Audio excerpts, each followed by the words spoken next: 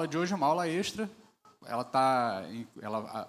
Surge a partir de uma pergunta lá na aula do irmão Claudinei sobre dons espirituais e dons vocacionais. Ele falou sobre o dom ministerial, né? Chamado pastoral, falou um pouco dos ofícios ali, especialmente a questão dos dons voltados para o ofício pastoral. E a gente vai tocar em alguma coisa sobre isso de novo, tá? Para fazer um pano de fundo. Eu até tinha me proposto inicialmente a falar sobre os 3 ofícios principais, né? O presbiterato, no caso, pastoreio, diaconato, né? E o pastoreio, presbiterato, diaconato, né? A gente trabalharia isso, mas eu preferi focar especificamente na questão do pastoreio feminino, da possibilidade ou não. Esse é o tema, tá? A gente vai responder essa pergunta, se existe ministério feminino, pastoreio feminino ou não, se existe pastora ou não. E aí, a partir do debate total, ali a gente vai dar uma pincelada ou outra sobre os dons, sobre os ministérios vocacionais, tá? Sobre a questão vou dar uma pincelada sobre diaconia, também a questão da diaconia feminina. Vou falar um pouco dar uma conceituação sobre presbitério, tá? E a gente vai tentar dar uma pincelada.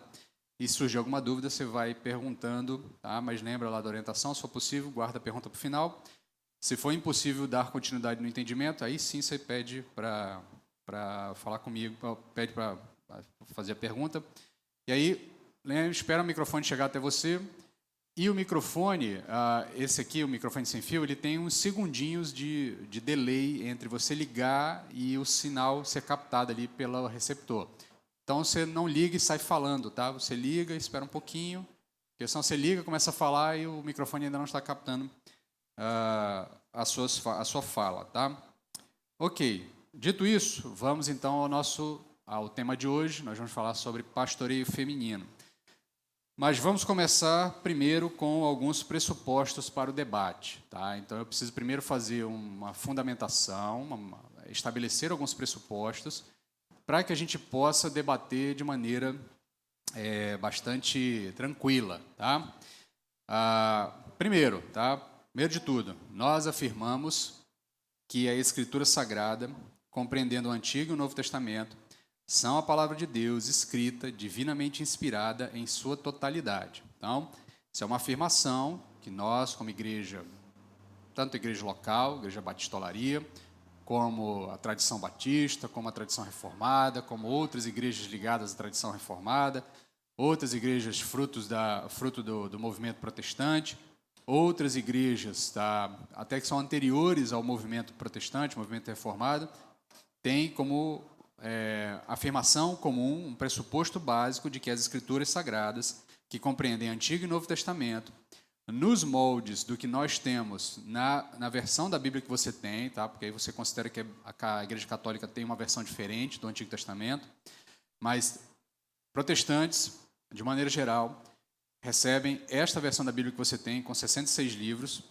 Nós compreendemos que Antigo e Novo Testamento são palavra de Deus escrita, divinamente inspirada em sua totalidade. Isso a gente já falou em outras aulas lá atrás, quando nós falamos sobre a inspiração, a atuação do Espírito Santo na condução da construção do cânon sagrado, da instituição, da organização do cânon sagrado. A gente trabalhou bastante a ideia de que é o Espírito Santo de Deus que orienta o autor bíblico a escrever. O autor bíblico não escreve de si, ele escreve do Espírito, tá? Em alguns momentos isso é ditado, em outros momentos isso é inspirado, mas em geral tudo é obra do Espírito Santo de Deus. A Bíblia que você tem na mão, Antigo e Novo Testamento, é obra do Espírito Santo, tá?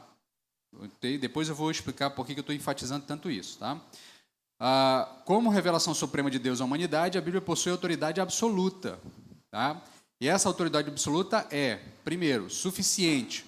Ela contém tudo o que é necessário para a salvação, fé e vida cristã, sendo a regra completa e final da fé e prática. Isso é aquela afirmação clássica que se faz. Então, a Bíblia é suficiente. Tudo que nós precisamos para saber da salvação, tudo que precisamos saber sobre fé, sobre a vida cristã, está contido no texto bíblico, tá? No texto bíblico que você tem nas suas mãos. Ela é inerrante, ela é livre de erro em tudo que afirma em seus manuscritos originais. incluindo questões de fé, história, ciência e todos os assuntos sobre os quais ela fala. No manuscrito original, naquilo que foi os próprios autores bíblicos que escreveram, o texto é inerrante. Não está passível de, não é inerrante a versão que você tem na mão, tá? A versão que você tem na mão, ela passa por um conselho de editorial, um conselho de tradutores, que pode escolher uma expressão ou outra que talvez não signifique exatamente o que o autor queria. Mas antes que você comece aí a pensar, minha Bíblia foi deturpada, minha Bíblia é falsa, 99,99999% de todos os conselhos editoriais bíblicos, todas as comissões de tradução bíblica são extremamente apuradas, honestos e querem trazer para você o que é de melhor, a melhor possibilidade de compreensão do texto de acordo com com as versões que nós temos, as cópias que nós temos. Lembra que nós não temos acesso aos originais, autógrafos. Ninguém nunca pegou dessas comissões todas de Bíblia que você tem aí. Ninguém nunca pegou a carta de Paulo aos Romanos que o próprio Paulo escreveu. Tá?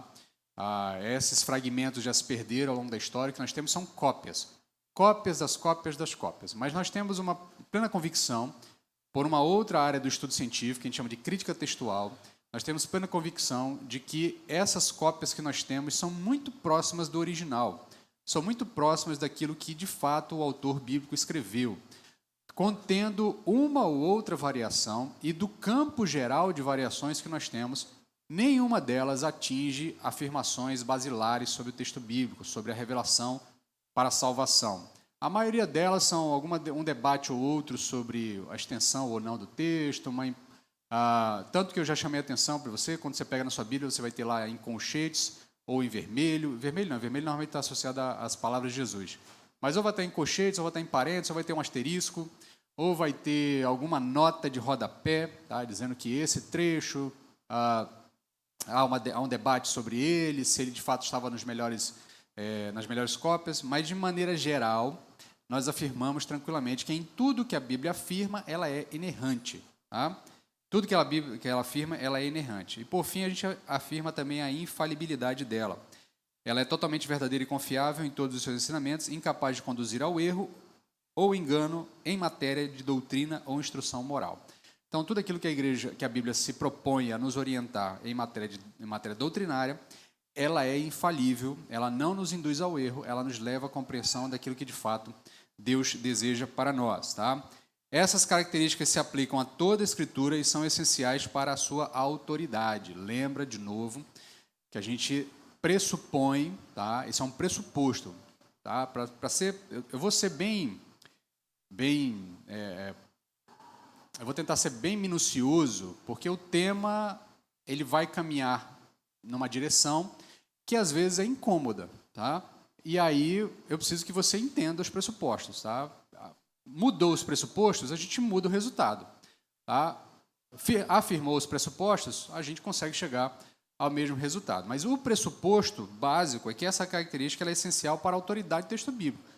Nós afirmamos que o que nós temos de autoridade, de fé, para nós, de orientação, de como nós somos igreja, é a Bíblia, é o texto bíblico. Então, a Bíblia deve ser interpretada de acordo com seu contexto histórico-gramatical e os diversos gêneros literários nela contidos, sempre sob a iluminação do Espírito Santo. Tá? Só vou pedir que alguém encoste a porta ali, porque a rua vai passando, os carros e o som incomoda um pouquinho. Então, ou seja, quando nós interpretamos o texto bíblico, a gente usa uma técnica que a gente chama de interpretação histórico-gramatical. Tá? O que é isso? A gente leva em consideração a história e a gramática. O momento histórico que aquilo é escrito, o texto que está sendo escrito. Tá? Contudo, essa interpretação histórico-gramatical não significa que os eventos históricos ou o contexto histórico ele amarra por completo a nossa percepção do texto. Eles são considerados, a gente considera como aquela palavra é usada naquele tempo, naquele período, tá? Mas a gente também não pressupõe que isso resolve todos os problemas. Você tem um conjunto de informações ao redor do texto para chegar à interpretação melhor do texto. Tá? Por isso que a gente faz isso sob iluminação do Espírito Santo. Então, nós cremos que o Deus que inspirou as Escrituras também as preservou providencialmente através dos séculos, garantindo que a mensagem permanecesse íntegra e acessível à igreja em todas as gerações. Nós cremos que o mesmo Deus que inspirou Moisés a escrever o Pentateuco, que inspirou todos os autores veterotestamentários, que inspirou Paulo, que inspirou os evangelistas, que inspirou os outros autores das cartas gerais, dos outros textos bíblicos neotestamentários, esse mesmo Deus se encarregou de conduzir o texto até nós, de trazê-lo até nós, de guardá-lo até nós, para que ele fosse acessível a todas as gerações, tanto a nossa quanto as gerações futuras, tá? Por fim, nós afirmamos que a Bíblia é a única fonte infalível de revelação divina escrita, o fundamento para todo conhecimento verdadeiro sobre Deus e sua vontade e o padrão pelo qual toda conduta, credo e opinião humana devem ser julgados. Então, nosso padrão de conduta, nosso credo, aquilo que nós afirmamos, aquilo que nós cremos, ele é julgado pelo texto bíblico e pelo que o texto bíblico nos orienta, tá? Portanto, finalizando aqui, tá? Eu já falei outros portantos antes, mas finalizando, todo e qualquer debate teológico é primordialmente um debate exegético e não histórico-cultural. Tá? O que eu quero dizer com isso? Quando nós nos deparamos com um tema que ele muitas vezes está envolto em um debate muito mais cultural e histórico do que propriamente exegético, a gente perde o debate. Então, esse tema, pastoreio feminino, é um tema essencialmente exegético. Tá? É exegese de texto, é tentar entender como é que o autor escreve no original e por que ele escreve do jeito que escreve, como escreve e como é que isso se transporta para o nosso idioma moderno, não considerando elementos históricos e culturais no sentido de que ele escreve aquilo porque na sua época era assim. Tá? Porque hoje em dia a época é diferente, então hoje, como a época é diferente, a gente tem que desconsiderar o que o autor pensou e aí tentar transportar. Então, isso tudo, todo esse preâmbulo que eu fiz com vocês, é para que a gente entenda que esse é um debate exegético. E por ser um debate exegético, aí eu vou pedir a ajuda dos irmãos, pedir paciência dos irmãos, porque é um debate chato, tá? Não é um debate assim super tranquilão de se dar. Não é um debate assim que você vai lendo e a gente vai fazendo e vai ficando tranquilo. Ele demanda muita compreensão do texto original, da construção do texto original, dos paralelos que o autor vai fazer nos textos originais. Tá? E aí, como eu não vou fazer exegese de grego com os irmãos aqui, porque primeiro que eu não sou habilitado para tanto, tá? E segundo, que realmente ia ser chatíssimo. Tá? Fica aqui, inclinação, entonação, acento, palavra do grego e tal. Os irmãos iam ficar cansados em uma questão de tempo aqui, tá? Então, assim, o que a gente vai fazer é pegar os melhores apanhados daquele pessoal que já fez a exegese desse texto, apresentar a linha de raciocínio e tentar argumentar, responder à pergunta por que existe, se existe ou não, ministério ou pastoreio ou pastorado feminino. Tá? Então, vamos lá. O nosso tema é ensino autoritativo e pastorado feminino. Nós temos dois textos básicos, que são os textos que mais são usados para debater esse assunto. Existem outros textos que se falam sobre a questão da mulher, mas quando se fala de ensino autoritativo e o ensino autoritativo pastoral, nós temos o texto de 1 Timóteo, capítulo 2, do verso 11 até o capítulo 3, verso 2. A gente vai ler ele já já. E 1 Coríntios 14, o verso 34 e o verso 35. Tá? Então, a gente vai, daqui a um pouquinho, ler esses textos de 1 Timóteo. Tá?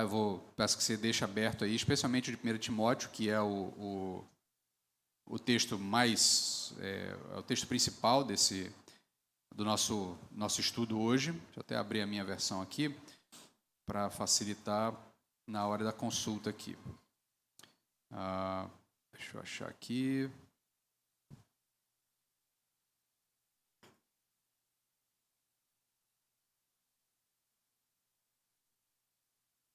Timóteo, cadê você? 1 Timóteo, capítulo 2, nós vamos começar no verso 11 e vamos até o iniciozinho do capítulo 3, tá? Mas já a gente chega lá.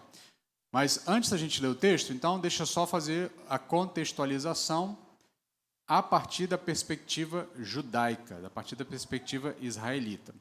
Tá? Lembra que o texto bíblico que chega até nós é um texto construído dentro da cultura judaica e a partir da instrução que Deus dá ao povo judeu. E aqui deixa eu me fazer um outro pressuposto que eu não fiz antes. Tá? Os judeus são do jeito que são, dentro do texto bíblico, porque Deus quis que eles fossem assim. Tá? Quem organiza a nação de Israel é Deus. Então, a organização do povo de Israel, estrutura de governo, estrutura de lei, estrutura de comportamental, a divisão do povo em tribos, a organização da estrutura do culto, a organização da estrutura civil, a organização da estrutura penal, a organização do povo como um todo, é Deus quem determina. Tá? Isso é importante, porque às vezes a gente acha que Deus se aproveitou do povo de Israel, tá? No sentido de que Deus pega aquela nação e aproveita-se daquela nação com seus traços culturais e a partir daquilo ele se revela para o mundo. O caminho é o inverso. Tá? Deus escolhe Abraão, tira Abraão do seu povo, extirpa de Abraão seus traços culturais, tá? Introduz em Abraão uma nova percepção de mundo e constrói uma nação a partir de Abraão. Tá? Então, por que a estrutura de culto em Israel é de um jeito? Porque Deus quis. Por que a estrutura legal de Israel, legislativa, é de um determinado jeito? Porque Deus quis. Por que o povo de Israel tem uma estrutura de governo do jeito que tem? Porque Deus quis. Tá? Não é o inverso, não é tipo assim, os israelitas construíram e Deus foi organizando, fez aproveitando. Por que eu estou afirmando isso? Porque esse tipo de afirmação, tá? essa percepção da estrutura de como Israel funcionava, ela é um paradigma daquilo que Deus quer para o seu povo. Porque Deus estabeleceu aquele povo daquele jeito. Isso é levado em conta na hora de você analisar como é que Deus quer que algumas coisas se organizem e se estabeleçam. Tá? Então, de uma maneira geral, a gente precisa entender como é que Deus organiza o seu povo, a partir disso, interpretar como é que Deus entende que algumas estruturas funcionem dentro do seu povo. Tá? Considerando que a igreja é o povo de Deus, tá? Vamos dizer assim, a igreja não é Israel, tá? Mas a igreja ela é o plano de Deus, não são dois planos distintos, ele faz parte do contexto, tá? O Israel salvo estará contido dentro da igreja, a igreja é o povo de Deus que engloba pessoas de todas as nações, povos, tribos e raças, todas as línguas e nações, é uma ideia maior, tá? E todo esse povo, tanto o Israel étnico que será salvo e que já foi salvo, que está incluso dentro do contexto da igreja, todo esse povo será encaminhado para o reino de Deus, que está sendo estabelecido, esse reino eterno. Tá? Então, nesse sentido, como é que a gente olha para o exercício da atividade sacerdotal no Antigo Testamento? Todos os sacerdotes do Antigo Testamento são homens, foram apresentados como homens, e isso é derivado do fato dos patriarcas também terem sido estabelecidos como homens. Abraão, Isaque e Jacó são os patriarcas. Tá? Jacó, que é o último dos 3 grandes patriarcas, teve 12 filhos. Ele também teve filhas. Mas Deus estabeleceu a organização do seu povo a partir dos filhos, a partir dos 12 homens. Tá? Por isso se formam as 12 tribos de Israel. Jesus, ao formar o seu grupo, né, de discípulos, ele escolhe 12. É óbvio que há aqui um paralelo com as 12 tribos. Assim como Deus escolheu os 12 filhos de Jacó para serem os cabeças, os patriarcas das 12 tribos do seu povo, Jesus escolhe 12 homens para serem os 12 apóstolos do povo de Deus contido na igreja e da construção dessa nação, desse povo santo que está sendo organizado ao longo do tempo. Tá? Então, nesse sentido, quando a gente olha para a estrutura veterotestamentária, a gente vê que ela vai sendo replicada na estrutura neotestamentária pelo próprio Cristo, tá? E o padrão que nós temos aqui é da repetição de que homens foram escolhidos por Deus para exercerem essa atividade autoritativa de pastoreio sacerdotal. Tá? Então, essa tarefa foi escolhida para homens no Antigo Testamento, essa tarefa foi escolhida para homens no Novo Testamento, e assim a gente começa a ter um vislumbre de como é que Paulo está pensando e como é que Paulo está sendo instrumentalizado por Deus para falar o que ele vai falar lá na carta de Paulo a Timóteo, tá? E aí, antes até da gente entrar na própria leitura do texto, eu preciso que você entenda comigo o uso da palavra silêncio nos escritos de Paulo. Porque a gente vai ver aqui no texto, aí eu já convido você a abrir capítulo 2, verso 11 de 1 Timóteo. A gente vai começar a ler Timóteo agora. Você vai ver que a expressão que Paulo usa é bem dura, aparentemente dura, né? Ele diz assim: a mulher deve aprender em silêncio, com toda submissão. Eu já estou lendo capítulo 2, verso 11. Pois não, aí eu vou continuar a leitura aqui, até o capítulo 3. Pois não permito que a mulher ensine, nem que exerça autoridade sobre o homem, mas esteja em silêncio. De novo aqui usa a palavra silêncio. Porque Adão foi criado primeiro e Eva depois. E Adão não foi enganado, mas a mulher que foi enganada e caiu em transgressão. Todavia, ela será salva, dando à luz filhos, desde que permaneça com domínio próprio na fé, no amor e na santificação. Capítulo 3, verso 1. Esta palavra é digna de crédito. Se alguém almeja ser bispo, deseja algo excelente. É necessário que o bispo seja irrepreensível, marido de uma só mulher, equilibrado, tenha domínio próprio, seja respeitável, hospitaleiro, apto a ensinar, não dado a vinho, nem a violência, mas amável, inimigo de discórdias, não ganancioso. Tá? E aí ele continua nos versos seguintes com mais instruções sobre o comportamento do bispo. Tá? E aqui já continua, já fazendo aqui um parênteses, dentro do contexto neotestamentário, as expressões bispo, presbítero e pastor são intercambiáveis. Tá? Então, os apóstolos usam essas três expressões como sinônimo. Tá? Então, bispo, ainda que eles tenham uma função diferenciada, por exemplo, Tiago é chamado de bispo de Jerusalém, e de fato ele exercia um papel de administração das muitas comunidades. Então, o bispo tem essa tarefa de ser o administrador de várias outras comunidades.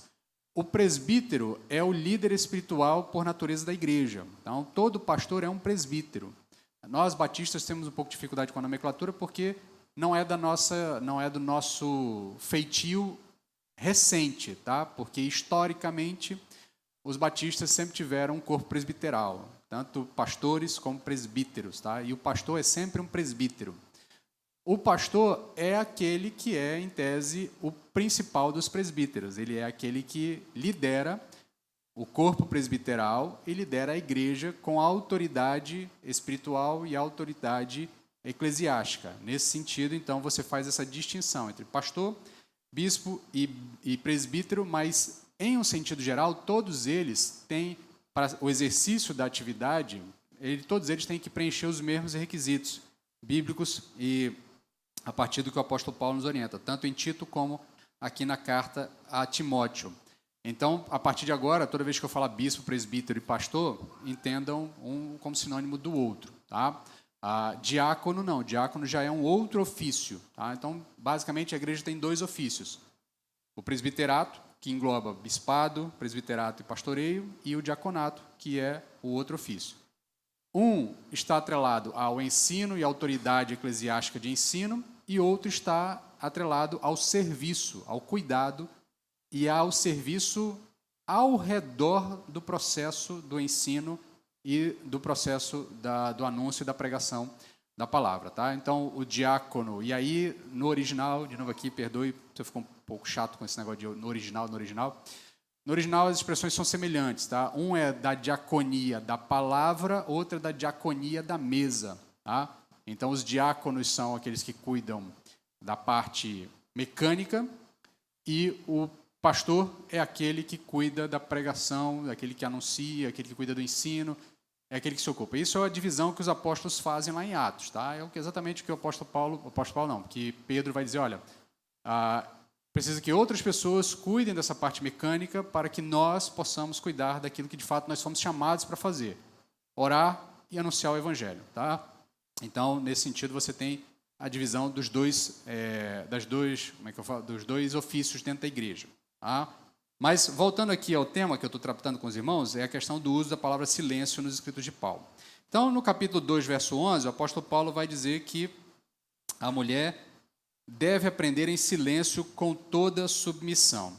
No discurso de Paulo, o silêncio está atrelado a não participar de um discurso específico, que é feito com autoridade pastoral. Essa é a primeira coisa que você precisa entender. Quando o apóstolo Paulo está falando de silêncio, aqui, tanto no contexto de Timóteo, quanto no contexto de Corinto, quando ele vai escrever, vai falar também, vai dizer que a mulher tem que ficar em silêncio.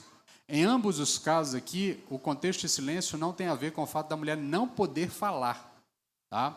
É com o fato da mulher não poder exercer uma atividade de fala em um contexto específico, tá? Na questão da você, especialmente quando está falando da questão do ensino autoritativo pastoral. Tá? Isso vai ficar muito claro na leitura de 1 Coríntios 11 e 14, tá? No capítulo 11 e o capítulo 14. A gente não vai ler o capítulo todo, mas lá no capítulo 11, no verso 5, ele vai afirmar que há profetisas no culto. Então, as mulheres falavam no culto, elas profetizavam. Tá? E aqui, de novo, deixa eu fazer aqui um parênteses para que você entenda aqui. A gente falou do ofício profético, a gente falou que há algumas correntes de interpretação sobre como é que o ofício profético está se acomodando aos nossos dias. Há quem entenda que esse ofício foi sendo incorporado à atividade pastoral, e aí eu apresentei argumentos dizendo que se for assim, a gente também tem que avaliar toda a profecia que o pastor fala, ou seja, todo o ato profético de pregar, de anunciar, de revelar a palavra de Deus precisa ser anunciado. Mas dentro do contexto neotestamentário, e aqui nós vamos ficar só com isso, a profecia não está atrelada apenas ao ato do pastor de pregação. Tá? A profecia é algo que acontece na igreja, por intermédio dos irmãos, das pessoas na igreja. Então, ao longo do culto, as pessoas recebiam profecias, levantavam e profetizavam. Tá? Então, mulheres recebiam, homens recebiam, então as pessoas falavam. Então, nesse sentido, a mulher nunca foi proibida de falar na igreja. Tá?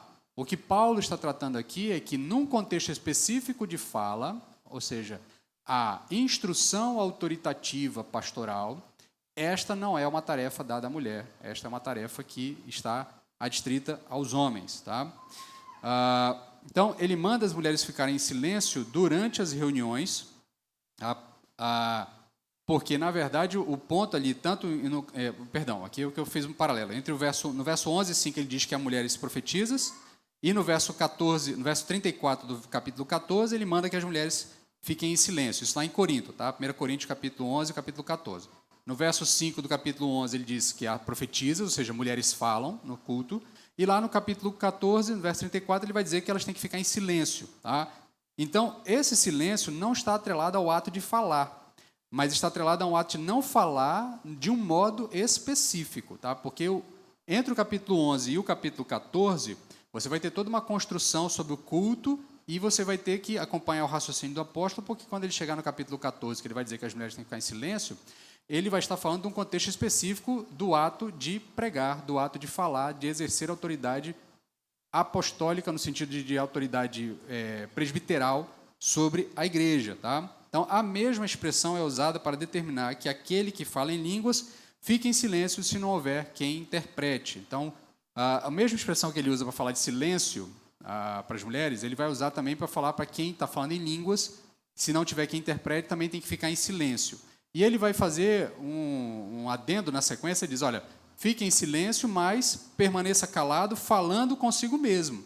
Então, ou seja, como é que o indivíduo pode ficar em silêncio, não pode falar de jeito nenhum, se a orientação seguinte que o apóstolo dá é que ele pode falar consigo mesmo, que ele pode falar sozinho, que ele pode falar baixinho ali no seu contexto de estar falando em línguas. O ponto aqui que eu quero deixar claro para vocês é que, quando o apóstolo Paulo usa silêncio, ele não está trazendo uma interpretação simples, como nós podemos ler numa leitura rasa, de que a mulher tem que ficar calada na igreja, que ela não pode falar nada, que ela tem que entrar calada e sair muda, tá? Ou entrar muda e sair calada. Não é isso que ele está dizendo.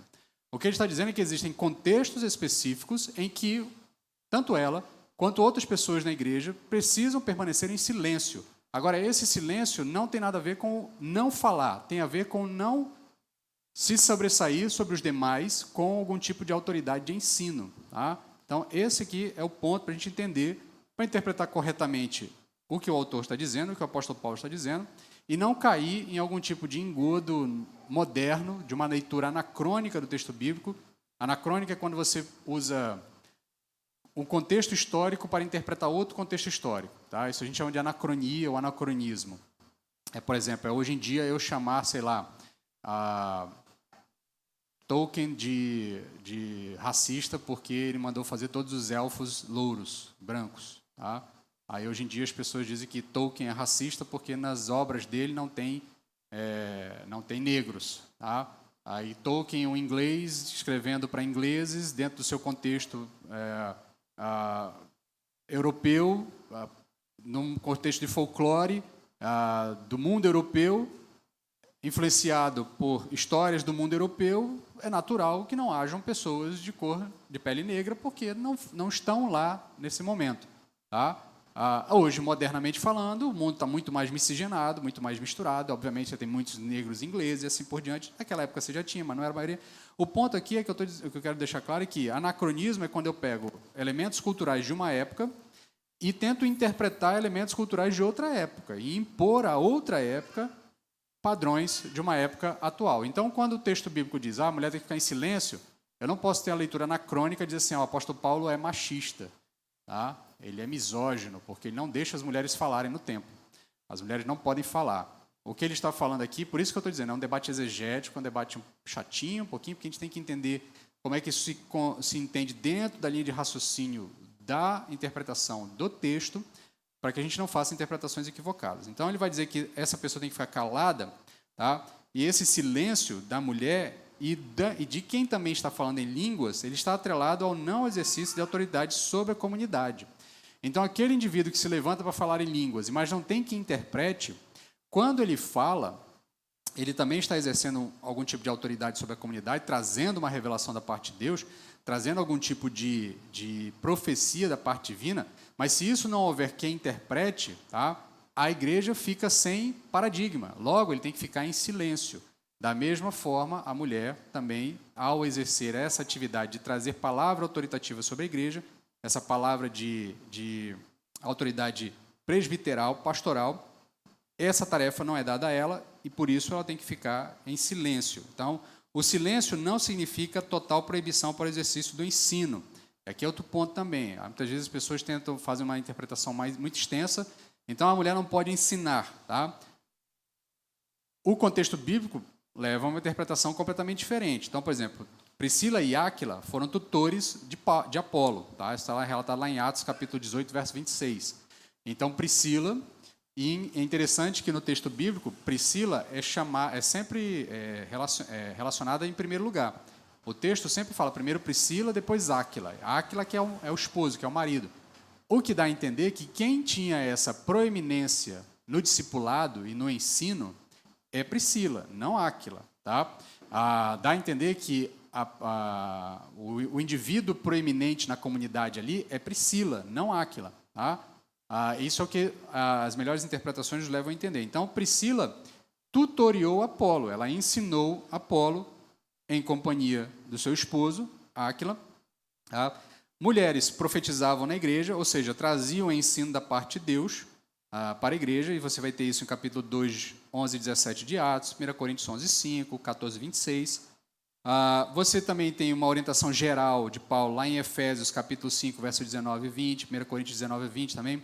Não, perdão, aqui o 1 Coríntios deve estar errado a referência, porque eu devo ter copiado da primeira aqui. Mas em Efésios, capítulo 5, 19 a 20, você tem Paulo ordenando que a igreja admoeste uns aos outros, e esse uns aos outros não há nenhum tipo de limitador dentro do texto, ou seja, não é só homens aos homens, mulheres às mulheres, ou homens a homens e mulheres não admoestem ninguém. Então, não há um limitador no texto. Logo, a interpretação, a leitura natural do texto é de que todos devem ensinar uns aos outros, todos devem admoestar uns aos outros. Você vai ter também outros textos em que o apóstolo Paulo vai ser muito objetivo, vai dizer que as mulheres devem ensinar as jovens da igreja, ou seja, então as mulheres são chamadas também para o ensino, para ensinarem, no contexto de Timóteo, lá, a orientação específica para as jovens, as moças jovens da igreja. Então, nesse sentido, se as mulheres podiam ensinar, mas não podiam exercer autoridade ao ensinar na comunidade, a questão é que tipo de restrição Paulo está estabelecendo. Esse é o centro do nosso debate nessa manhã. Que tipo de restrição Paulo está estabelecendo? E aí nós precisamos entender o que significa o ensino autoritativo como função pastoral. Tá? Ele vai dizer no capítulo 2, verso 12 de Timóteo, 1 Timóteo, pois não permito que a mulher ensine, nem que exerça autoridade sobre o homem, mas esteja em silêncio. Tá? O contexto em que o apóstolo Paulo faz essa afirmação está adstrito ao funcionamento da igreja do culto. Se você for ler a sequência do texto, e eu vou apresentar para vocês aqui, ele começa a carta fazendo as saudações normais da carta, e em um determinado momento, ele por volta do verso 8 do capítulo 1 ainda, ele vai dizer o seguinte, ou melhor, do verso capítulo 2, ele vai dizer: quero que os homens orem em todo lugar, levantando suas mãos santas, sem ódio nem discórdia. Aqui ele começa a tratar do contexto de culto. Tá? Antes ele vai falar aquele trecho conhecido, porque da salvação para todos os homens, a oração tem que orar para todos os homens, por reis. Tá? É um outro texto que termina no verso anterior. E aí aqui é interessante que você entenda que a sua Bíblia, as perícopes, ou melhor, os trechos, não são exatamente divididos dentro vamos lá, no texto original em grego não há divisão de parágrafos, não há divisão de pontos nesse sentido que a gente conhece modernamente. Tá? Então o texto é um grande blocão, tá? Do começo ao fim. Então muitas vezes você não sabe exatamente, do ponto de vista moderno, onde começa um parágrafo e termina outro. Tá? Então muitas vezes uma perícope, que é o trecho de raciocínio do apóstolo, começa em uma segunda, começa no meio de um parágrafo, tá? Organizado ali dentro do seu texto. Esse é um caso. A perícope do elemento culto e da estrutura de culto começa no verso 8, que na sua Bíblia provavelmente ainda está no bloco anterior, é o que finaliza o bloco anterior. Tá? Aí você vai ver que na parte de baixo você tem lá orientação às mulheres, alguma coisa assim, que é um subtítulo que os autores ou que os tradutores bíblicos vão dando para esse outro trecho. Tá? Lembra que esses títulos também não estão no original. Isso são adendos dos tradutores para facilitar a sua interpretação, o seu entendimento. Inclusive, versículo, tá? O texto bíblico não é dividido originalmente em versículos. Tá? Não foram os apóstolos que dividiram em versículos e capítulos. Isso são divisões modernas, posteriores, para facilitar o nosso entendimento do texto. Tá? Mas perceba, no verso 8 ele começa: quero que os homens orem em todo lugar. Então ele introduz a questão do debate do culto, tá? Aqui. Então, os homens devem orar em todo lugar, levantando mãos santas, sem ódio nem discórdia.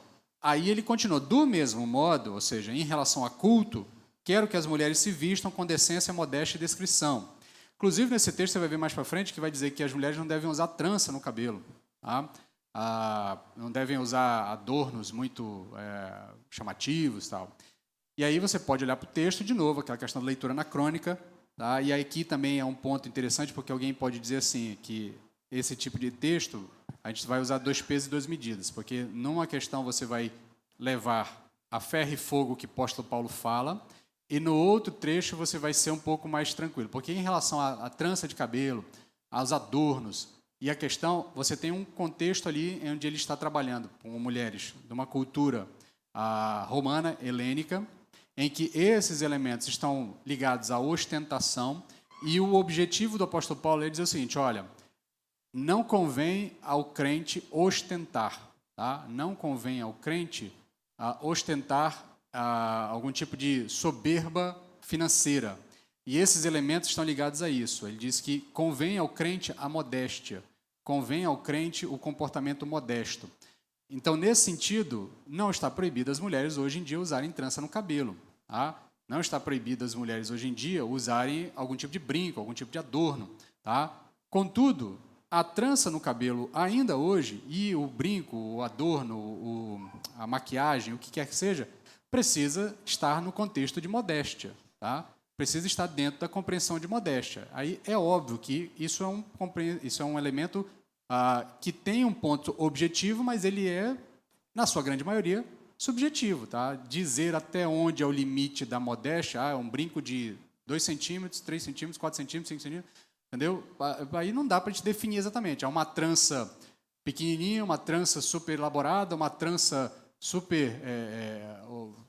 Isso aí é um elemento subjetivo. Então, o ponto aqui, quando ele faz essa orientação em relação à trança e elementos de adorno, está ligado à questão da modéstia. Convém à mulher cristã, convém ao homem cristão, porque depois ele vai falar depois isso em relação aos homens, vai falar também em relação aos pastores, convém a modéstia, convém o estado de não ostentação.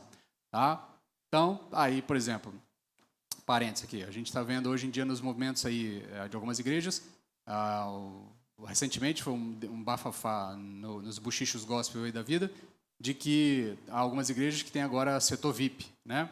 Então, você paga pelo setor VIP, além de você confrontar diretamente o que Tiago está dizendo na sua carta, né? Sobre a questão de quando vier o rico, você não vai chamar o rico para sentar num lugar especial, né? E dizer para o pobre, senta-se aqui aos meus pés, né? Se quiser ficar pertinho, ou então vá lá para outro lugar. Além de confrontar diretamente o que Tiago, confronta a orientação em relação à modéstia. Não cabe à igreja, ao comportamento do crente, um comportamento de ostentação. Cabe um comportamento de modéstia. Mas voltando aqui para o texto, então no verso 9 ele vai introduzir a questão do culto, vai falar das mulheres no culto, e aí no verso 12, lá para frente, né, ele vai fazer, do verso 9 até o 12, ele vai falar sobre a questão da vestimenta, comportamento, da modéstia, e aí no verso 12 ele vai dizer, pois não permito que a mulher ensine, nem que exerça autoridade sobre o homem, mas esteja em silêncio. E aí, no verso seguinte, do capítulo 3, ele vai dizer, esta palavra é digna de crédito. Se alguém almeja ser bispo, deseja algo excelente. Pulando mais uns versos, lá para o verso 8, ele vai começar a falar dos diáconos. Ele vai dizer assim, os diáconos da mesma forma. Ou seja, ele introduziu o tema do ofício com o bispado, tá? Introduziu o tema do ofício com o bispado. Ele falou da mulher dos adornos, da modéstia, falou da mulher no contexto do culto, ou seja, o ensino no culto não é autoritativo, não é uma atribuição dada à mulher. Ele passa a quem é a atribuição, ou seja, se alguém almeja o bispado, ou seja, boa coisa almeja.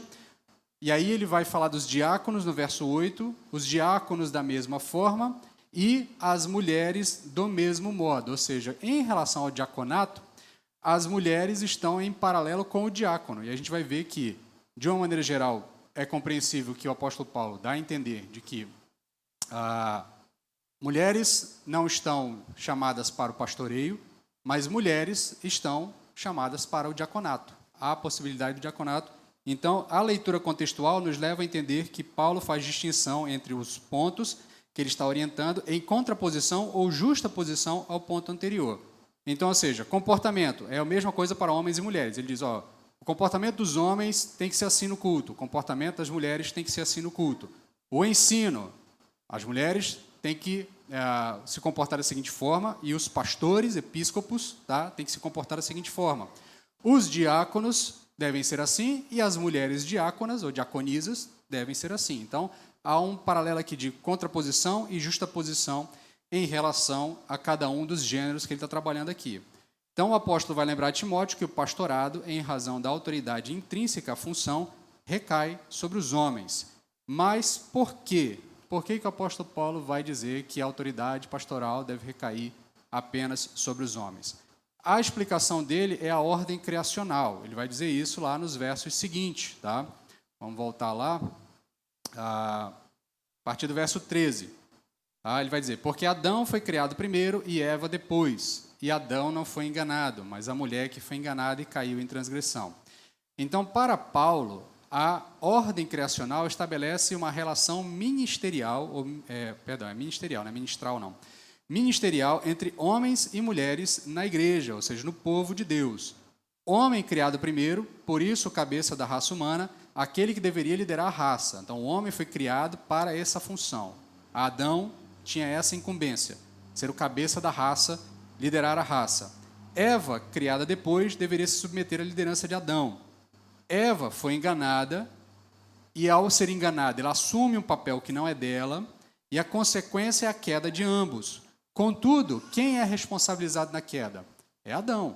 Tá? Adão é que é o responsabilizado na queda, porque pela queda de Adão, muitos caíram, tá? E pela obediência do novo Adão, é que muitos serão salvos. Então, como Adão é o responsável e aquele que estava sob a sua orientação usurpa a função, assume uma tarefa que não é sua, traz autoridade admoestativa sobre Adão, no seguinte sentido: olha, a serpente me disse que não vai ser assim, então come do fruto. E Adão come do fruto. Então, por isso, pela mulher usurpar da função que não é dela, desculpe se eu usar expressões que parecem meio misóginas, meio duras, assim, né? Usurpadora, essas coisas. Não. Entenda, o fato da mulher ter assumido um papel que não era dela, tá? De pegar a orientação da serpente e induzir Adão a fazer aquilo que ele não deveria fazer, tá? Ambos caem, mas a responsabilidade da queda é de Adão, tá? É ele que responde ante Deus. Deus chama Adão, onde é que vocês estavam? Onde é que você estava? Aí ele, estava caminhando para aí e tal, e vi que estava nu, né? E aí Deus falou, mas quem disse para você que você estava nu? Então perceba que na ordem criacional, Deus estabeleceu as funções. O homem, Adão, foi criado para ser o líder dessa raça. Ele responde por toda a raça. Eva foi criada para estar junto com Adão, em paralelo com ele, trabalhando com ele, mas sendo liderada por Adão. Tá? Nesse processo, Eva ouve da serpente, é enganada pela serpente e leva Adão a cair, fazendo um exercício de autoridade eclesiástica, de autoridade interpretativa da palavra de Deus. Olha, Deus tinha dito para a gente assim, você entendeu assim, mas a serpente me disse que não é assim. Tá? Então, a sequência de raciocínio é essa. Então, Paulo vai usar a ordem criacional para estabelecer as consequências de todo o evento. Então, ele vai dizer que a queda funciona como fundamento da teologia da ordem de serviço ministerial. Então, a questão aqui é que cada um tinha um papel. Quando um invade o papel do outro, há uma ruptura na ordem com consequências negativas. Por isso, Paulo afirma que a mulher não deve participar do que seria próprio dos homens. A mulher não deve exercer atividade pastoral, porque é uma atividade própria dos homens. Portanto, às mulheres caberia o seu exercício no ministério, é que eu botei entre aspas, né? No seu ministério, naquilo que lhe é próprio, a maternidade. Assim como ao homem não cabe ser mãe, porque ele não tem como ser mãe, tá? Assim também não cabe à mulher ser pastor, porque ela não foi vocacionada para exercer essa atividade. Assim como o homem não foi vocacionado para exercer a maternidade, porque ele não foi dotado do instrumento, da capacidade para tanto. Então o apóstolo Paulo vai fazer esse paralelo. Ele vai dizer, olha, a mulher será salva, e aqui a salvação não tem nada a ver com salvação pela fé ou não, tá? Você já estabeleceu em outros textos, é muito tranquilo, que a salvação é mediante a fé. Aqui a ideia é de que a mulher, ao exercer a sua atividade, que lhe é própria, a maternidade, ela salva a sua condição de criação, a sua condição de participante dentro desse plano divino, cumprindo o seu papel, que é primordialmente ser mãe. É óbvio que você pode estar pensando, mas pastor, tem mulheres que não podem ser mães. Isso aqui não está trabalhando pormenorizado, está trabalhando de maneira geral, tá? De maneira genérica para todo mundo. Tem mulher que é estéril, tem mulher que é isso, aquilo. Então como é que ela vai encontrar salvação ou vai exercer o seu papel se ela não pode ser mãe, se ela não teve condições de ser mãe? O ponto aqui é que ele está estabelecendo a regra geral, tá? Casos específicos a gente analisa de forma específica, tá? Então, nesse sentido, o que nós temos aqui são diferentes propósitos, tá? Mas, de uma maneira geral, tá? Não há qualquer tipo de diferenciação na capacidade, tá? Porque não há qualquer limitação física, emocional, intelectual ou psicológica na mulher para o exercício do ministério pastoral. Há quem faça esse tipo de recriminação, dizendo que a mulher não pode exercer o ministério pastoral porque ela não tem, vamos dizer assim, ela não tem o brio necessário para a atividade. Tá? Isso não é um tipo de argumentação bíblica. Tá? De novo, a argumentação tem que ser exegética. Tá? E a minha grande dificuldade com esse debate, com esse tema, eu já comentei outras vezes com a Anne e com outras pessoas, é porque a minha percepção é sempre que o debate é, de um lado, se agarrando demasiadamente a usos e costumes modernos para fazer uma interpretação forçada do texto bíblico, e, de outro lado, apegando-se a situações simplesmente que não estão preditas ou especificadas no texto bíblico. Então, por exemplo, já vi pastor dizer que mulher não pode ser pastora porque, se ela for mãe, na hora que tiver que amamentar, ela vai ter que parar o de pregar para poder dar de mamar para o filho. Aí já vi alguém dizer também que mulher não pode ser pastora, porque como é que ela vai batizar se ela estiver no período dela, né? Então não vai poder. Aí eu falei, gente, esse é um tipo de argumentação que não está no texto bíblico e, consequentemente, são argumentações muito fáceis de serem superadas. O tipo, se ela está amamentando, ela vai organizar a hora de amamentação do filho para não bater com a hora que ela estiver pregando. Se ela estiver nos seus dias lá, ela não vai marcar um batismo naquele dia, simples, entendeu? Então assim, o que eu estou dizendo, a argumentação tem que ser exegética e bíblica. E do outro lado, há quem diga assim, mas se ele pode, eu posso. O que impede? Entendeu? Se ele pode, eu posso. O que impede? O que impede é um texto bíblico dizendo que a mulher não deve fazer isso. Entendeu? Então esse é o ponto, é interpretar corretamente o texto bíblico. A argumentação não é do tipo, ele pode ou não posso. Há quem diga também, a mulher não tem o brio necessário para lidar com a batalha do ministério, né? De fato, o ministério pastoral é desgastante, tá? Ele é desgastante, ele é psicologicamente, abate o indivíduo, o índice de suicídio entre pastores é alto, o índice de depressão entre pastores é alto, o índice de frustração entre pastores é muito alto. É uma tarefa difícil, mas isso não significa que mulheres não tenham capacidade de lidar com isso. Tá? Não há nenhuma limitação física, biológica, química, hormonal, racional, de quem quer que seja, de mulher, para o exercício da atividade pastoral. A limitação é exegética bíblica. Tá? A limitação está imposta pelo texto bíblico. O texto bíblico diz que essa não é uma tarefa para as mulheres, essa é uma tarefa para os homens. Tá? Então, a questão não é capacidade, mas propósito. Desde a criação, Deus estabeleceu diferenças que se complementariam entre homens e mulheres. Mulheres não são menos capazes que os homens, mas têm papéis distintos. Mulheres não são menos capazes que os homens.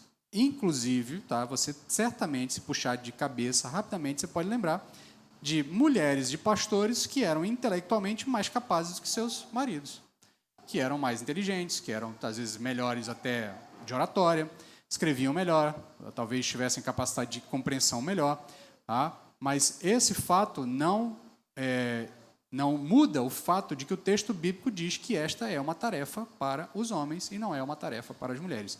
O ponto aqui é, se você entende que mulher pode ser pastora, você precisa interpretar esses textos. Você precisa enfrentar Timóteo e precisa enfrentar a primeira carta de Paulo aos Coríntios, capítulo 14, no verso, agora esqueci o verso, mas você precisa enfrentar esses textos para fazer uma exegese desse texto e dizer assim, olha, o texto, exegeticamente falando, não impede o exercício do fato da mulher. Não são questões culturais, não é uma adaptação de tempos.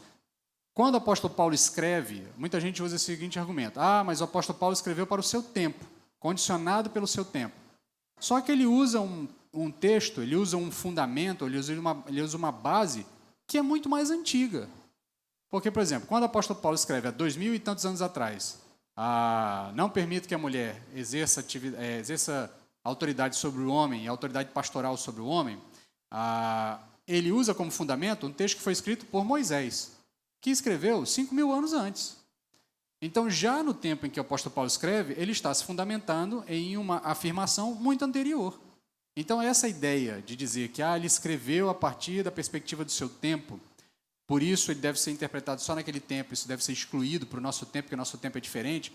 A sociedade romana é uma sociedade machista, a sociedade judaica é uma sociedade patriarcal, a sociedade do mundo antigo é uma sociedade em que as mulheres não tinham valor.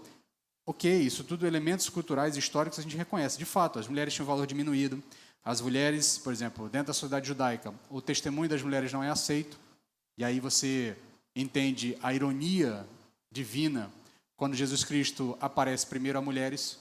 As primeiras testemunhas da ressurreição de Cristo são mulheres. Mas naquele contexto, o testemunho de uma mulher não tem valor. Mas o testemunho daquelas mulheres foi aceito pelos apóstolos. Tanto é que Pedro sai correndo desembestado. Tá? Então, ou seja, a Bíblia não é misógina nem machista. Muito pelo contrário. Em um mundo onde as mulheres não tinham valor, o texto bíblico dá um enorme valor a todas elas. Diga, irmã, alguém leva o microfone para ela ler, só para a gente poder ouvir a pergunta dela.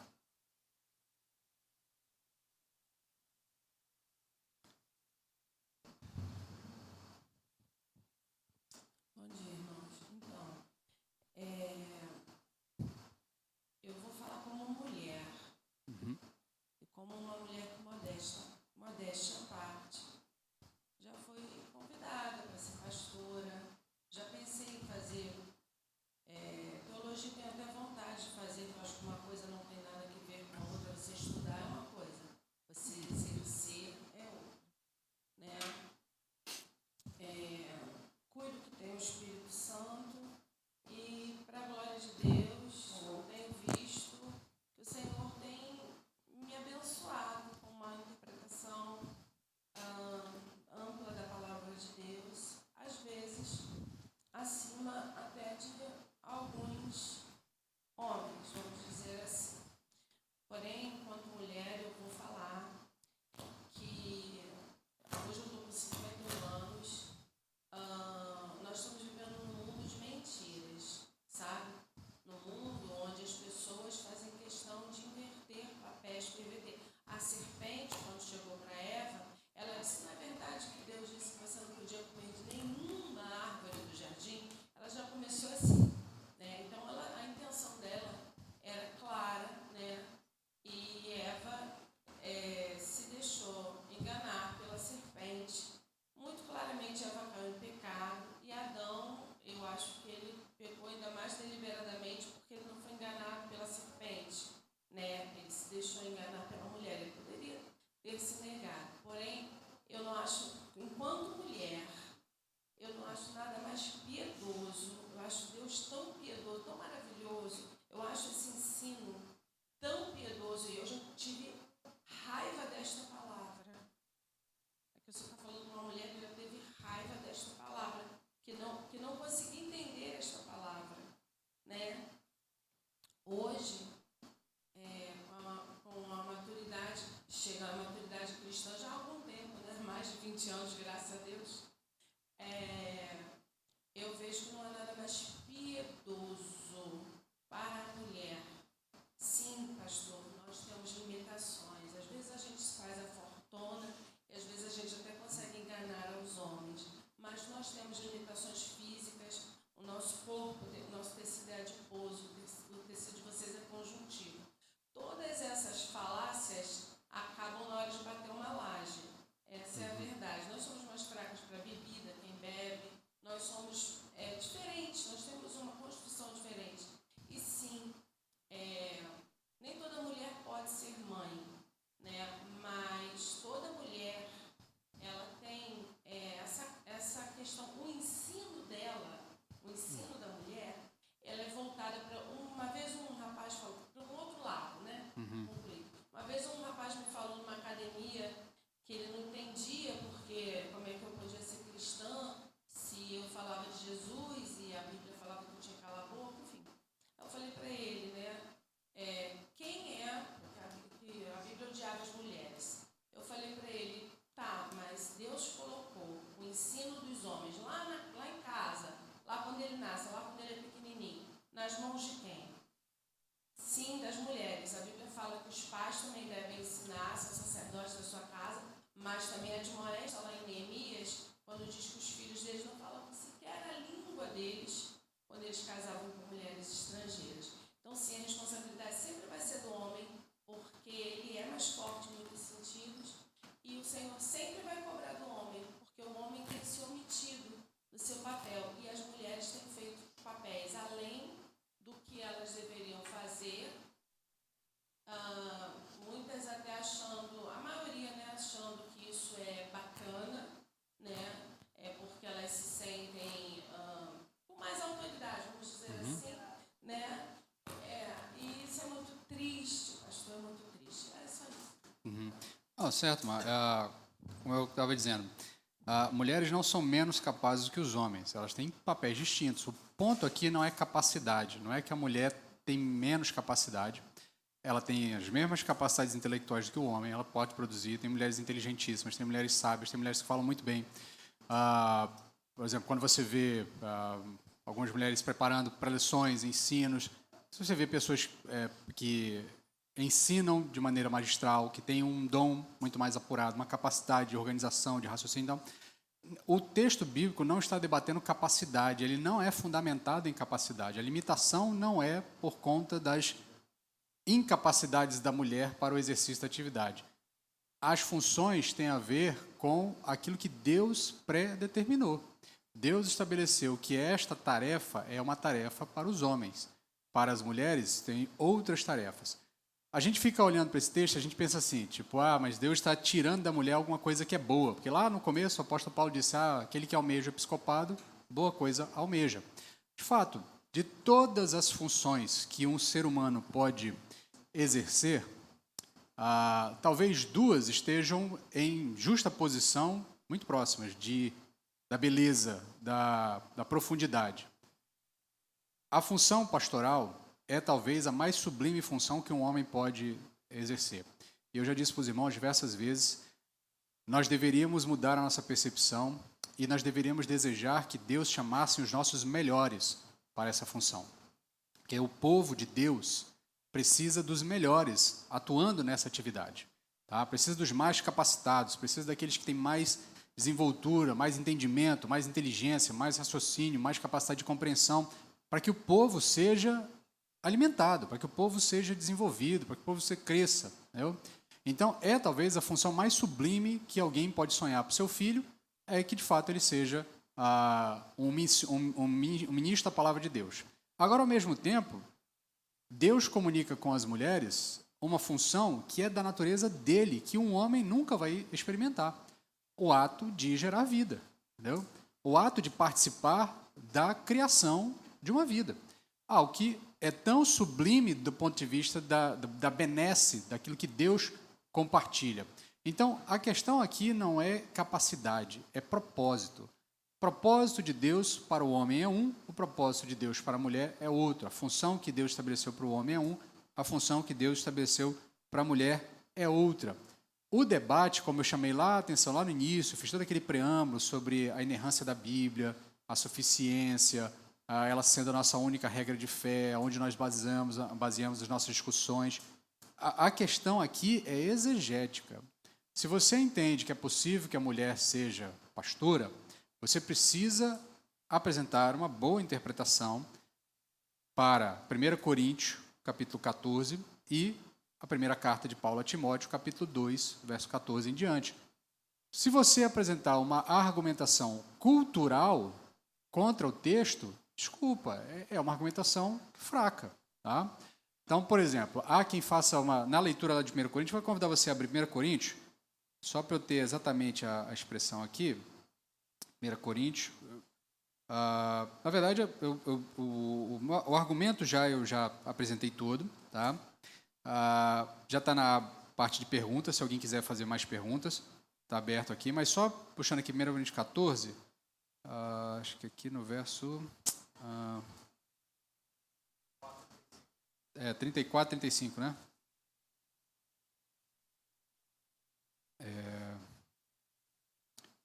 Espera aí, cadê? 34, vamos lá. Aqui. 34. 1 Coríntios 14, 34. As mulheres devem permanecer caladas na igreja porque não lhes é permitido falar, mas estejam submissas como também a lei ordena. Eu estava pesquisando para preparar o material, né, e me deparei com uma interpretação desse texto. Um rapaz, num debate lá, um defensor E aqui, eu não quis ficar de novo com sopinha de letrinhas, mas aqui a gente tem dois grupos teológicos divididos. A gente tem o que a gente chama de complementaristas e os igualitaristas. Tá?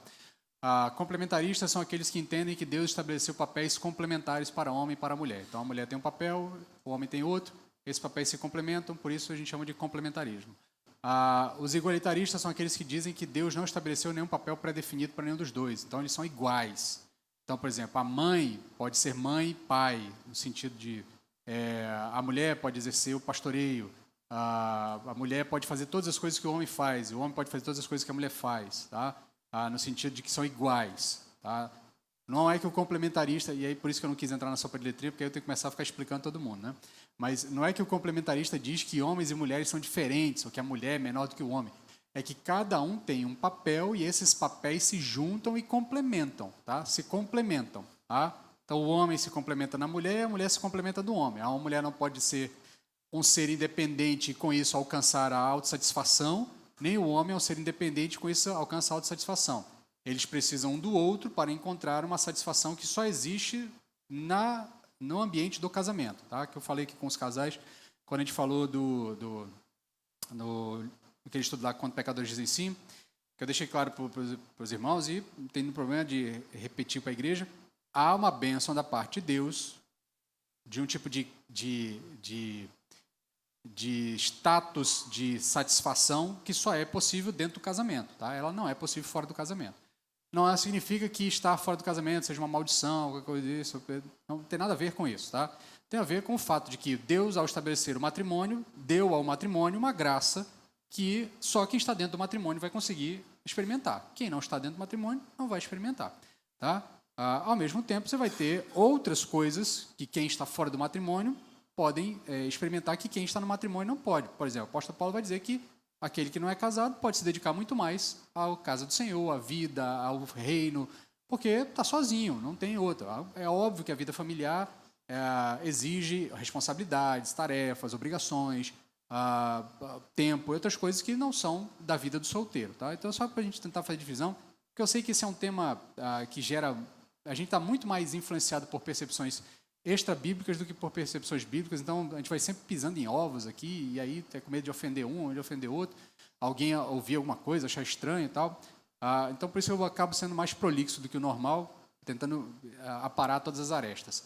Mas o ponto aqui é que, quando a pessoa estava, o igualitarista estava defendendo aqui a possibilidade do ministério feminino, do pastoreio feminino, ele vai dizer que esse texto aqui, ele vai fazer o seguinte, aí aqui é um exemplo de exegese ruim. Tá? Ele vai dizer, as mulheres devem permanecer caladas na igreja porque não lhes é permitido falar. Ele vai dizer que essa palavra falar aqui, no original, tem a ver com tagarelar. E aí ele vai dizer o seguinte, mas estejam submissas como também a lei ordena.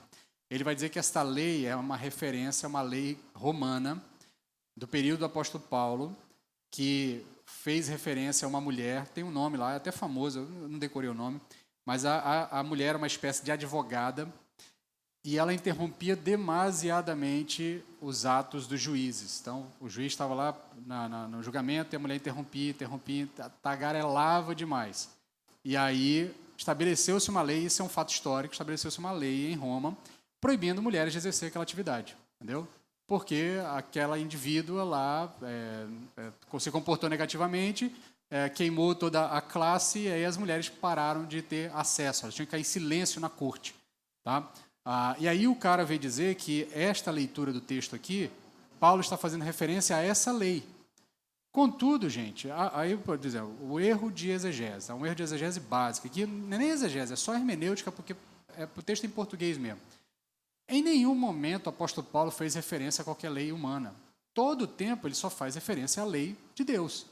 Por que raios, em um único versículo, perdido no meio do nada, ele vai fazer referência a uma lei obscura, que ninguém conhece, para uma cidade que não está em Roma, ou seja, Corinto é do Império Romano, mas Corinto é uma outra região. Tá? Então, por que raios ele vai usar esse... Então, assim, esse é um problema de exegese. Então, nesse sentido, algumas pessoas tentam defender o pastoreio feminino ou fazendo exegeses muito ruins do texto, fazendo interpretações muito equivocadas, e aí ele vai dizer que essa expressão, essa falar, seria tagarelar.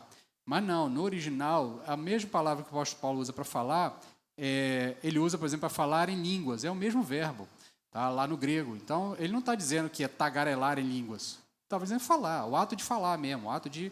Então, não tem nenhuma razão para interpretar que aqui o apóstolo Paulo estivesse escrevendo tagarelar. Tá? Então, são exegeses ruins para tentar defender algo muito mais de uma perspectiva sociocultural moderna. Hoje, de fato, nós vivemos um tempo em que as mulheres são mais independentes, as mulheres têm acesso a uma série de coisas que não tinham em outros tempos mais recentes. As mulheres hoje votam, as mulheres hoje vão para a faculdade, as mulheres são empresárias, as mulheres são CEO, as mulheres são líderes, são políticas, foram presidente em outros países também, exercem atividades de importância, primeiro-ministro. Então, assim, nós vivemos uma outra realidade, de fato. Mas o fato de vivermos em uma outra realidade não altera o que o texto bíblico nos orienta para o povo de Deus. O comportamento no culto e no povo de Deus, dentro da estrutura daquilo que Deus estabeleceu para as funções dentro do seu povo, ele disse ao homem esteja dado a função do pastoreio, do presbiterato, do presbiterato e do bispado e do pastoreio. A mulher, essa tarefa não é dela, a tarefa dela é outra, em outras áreas. Por um outro lado, a gente também olha para o pastoreio como se fosse assim, tipo, eu já disse, é de fato talvez o chamado mais sublime que um homem pode receber da parte de Deus, é o chamado para o ministério pastoral. Tá? É de fato talvez a decisão mais difícil que um homem pode tomar, mas também é a mais recompensadora que alguém que de fato viva aos pés do Senhor e exerça essa tarefa de acordo com a vontade de Deus pode experimentar. Tá? Mas também, assim, não é nenhuma flor, não são flores, tá? Não é nenhuma beleza assim, tipo, é coisa do mundo. Primeiro, 99,9% dos pastores sérios e honestos tem boa parte da sua vida desgastada, tá? Com coisas alheias às suas próprias responsabilidades, de vida e de família. Tá? Boa parte dos ministérios não são prósperos como os ministérios de TV, tá? Ou de internet. Então, assim, ficar rico sendo pastor, isso não existe. Tá? Primeiro que, se o cara ficar rico sendo pastor, alguma coisa está errada. Tá? E aí eu vou ser sincero, tá? Não dá. Tá? Não dá. Dá para você ter vida confortável, dá para você ter uma vida tranquila. Acho que a igreja tem que trabalhar para dar ao seu pastor tranquilidade. Tá? Eu já disse para os irmãos que eu sempre estou advogando em causa própria porque eu estou exercendo o pastoreio. Mas isso é uma convicção minha desde antes de assumir o pastoreio. A igreja tem que trabalhar para que o seu pastor nunca nem sequer passe na cabeça dele o pensamento: será que eu posso comprar isso? Será que eu posso pagar essa conta? Será que semana que vem eu vou ter dinheiro para pagar as minhas contas? Entendeu? Ele tem que estar com essa mente toda voltada para um objetivo. O que eu vou pregar para a minha igreja nos próximos domingos? Tá? O que eu quero, o que Deus quer trazer para o povo dele? Como eu vou ser instrumentalizado por Deus para moldar a igreja em mais semelhança? A cabeça do pastor deveria estar ocupada só com isso. Tá? Mas a gente entende as limitações socioeconômicas, culturais, históricas e tal. Mas, de uma maneira geral, não dá para ficar rico sendo pastor. Dá para ficar rico se você for malandro, tá? Se você mercantilizar a fé, se você usar da sua função para induzir as pessoas a fazerem aquilo que a Bíblia não manda elas fazerem, então dá para ficar rico. Então, assim, sucesso não é a grande coisa.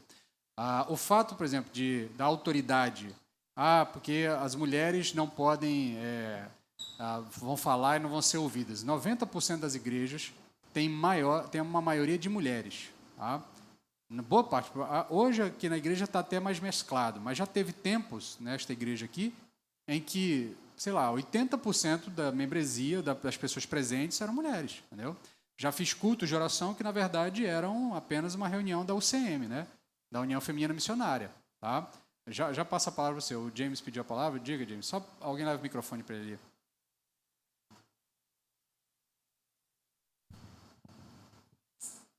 Para ficar rico vendendo um anzol que Pedro pegou o peixe. O problema é que se Jesus não estiver junto, o anzol não serve de nada, né? Mas assim, eu acredito que muito dessa discussão, eu já vi vários debates a respeito do tema, né? E muita dúvida e perguntas surgem porque a Bíblia coloca mulheres como juízas, sacerdotisas, missionárias, né? E aí surge, por que se Deus levantou esse tipo de missão para a mulher, de atividade, de função, por que não o pastoreio? Mas está aí explicado porque 1 Timóteo, capítulo 2, verso 14, o apóstolo Paulo diz que essa função não é para elas. Exatamente. Entendeu? A explicação, por mais dura que possa parecer, é essa. Tá? Mas tinha juízas. Tinha, Deus chamou juízas. Tinha profetisas. Tinha, Deus levantou profetisas. Tinha missionárias. Deus levantou missionárias. Mas o ministério pastoral, o apóstolo inspirado pelo Espírito Santo, usado por Deus, revelando autoridade infalível, disse que esta tarefa é para os homens e não para as mulheres. Entendeu? Só passar a palavra para a irmã Raíssa, depois o irmão Claudinei, depois o irmão Gabriel. Aí surge a minha pergunta. Sim. Né? Desculpa. Desculpa. Com o pastor.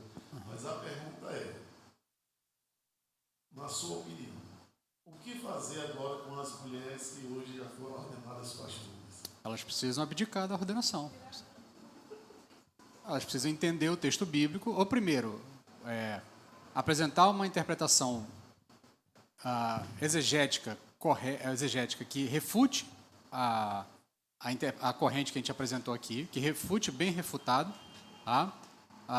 Para então justificar o seu exercício, ou simplesmente abdicar da função. Isso, olha só, já passo a palavra para você, Raíssa. A mesma coisa, olha só.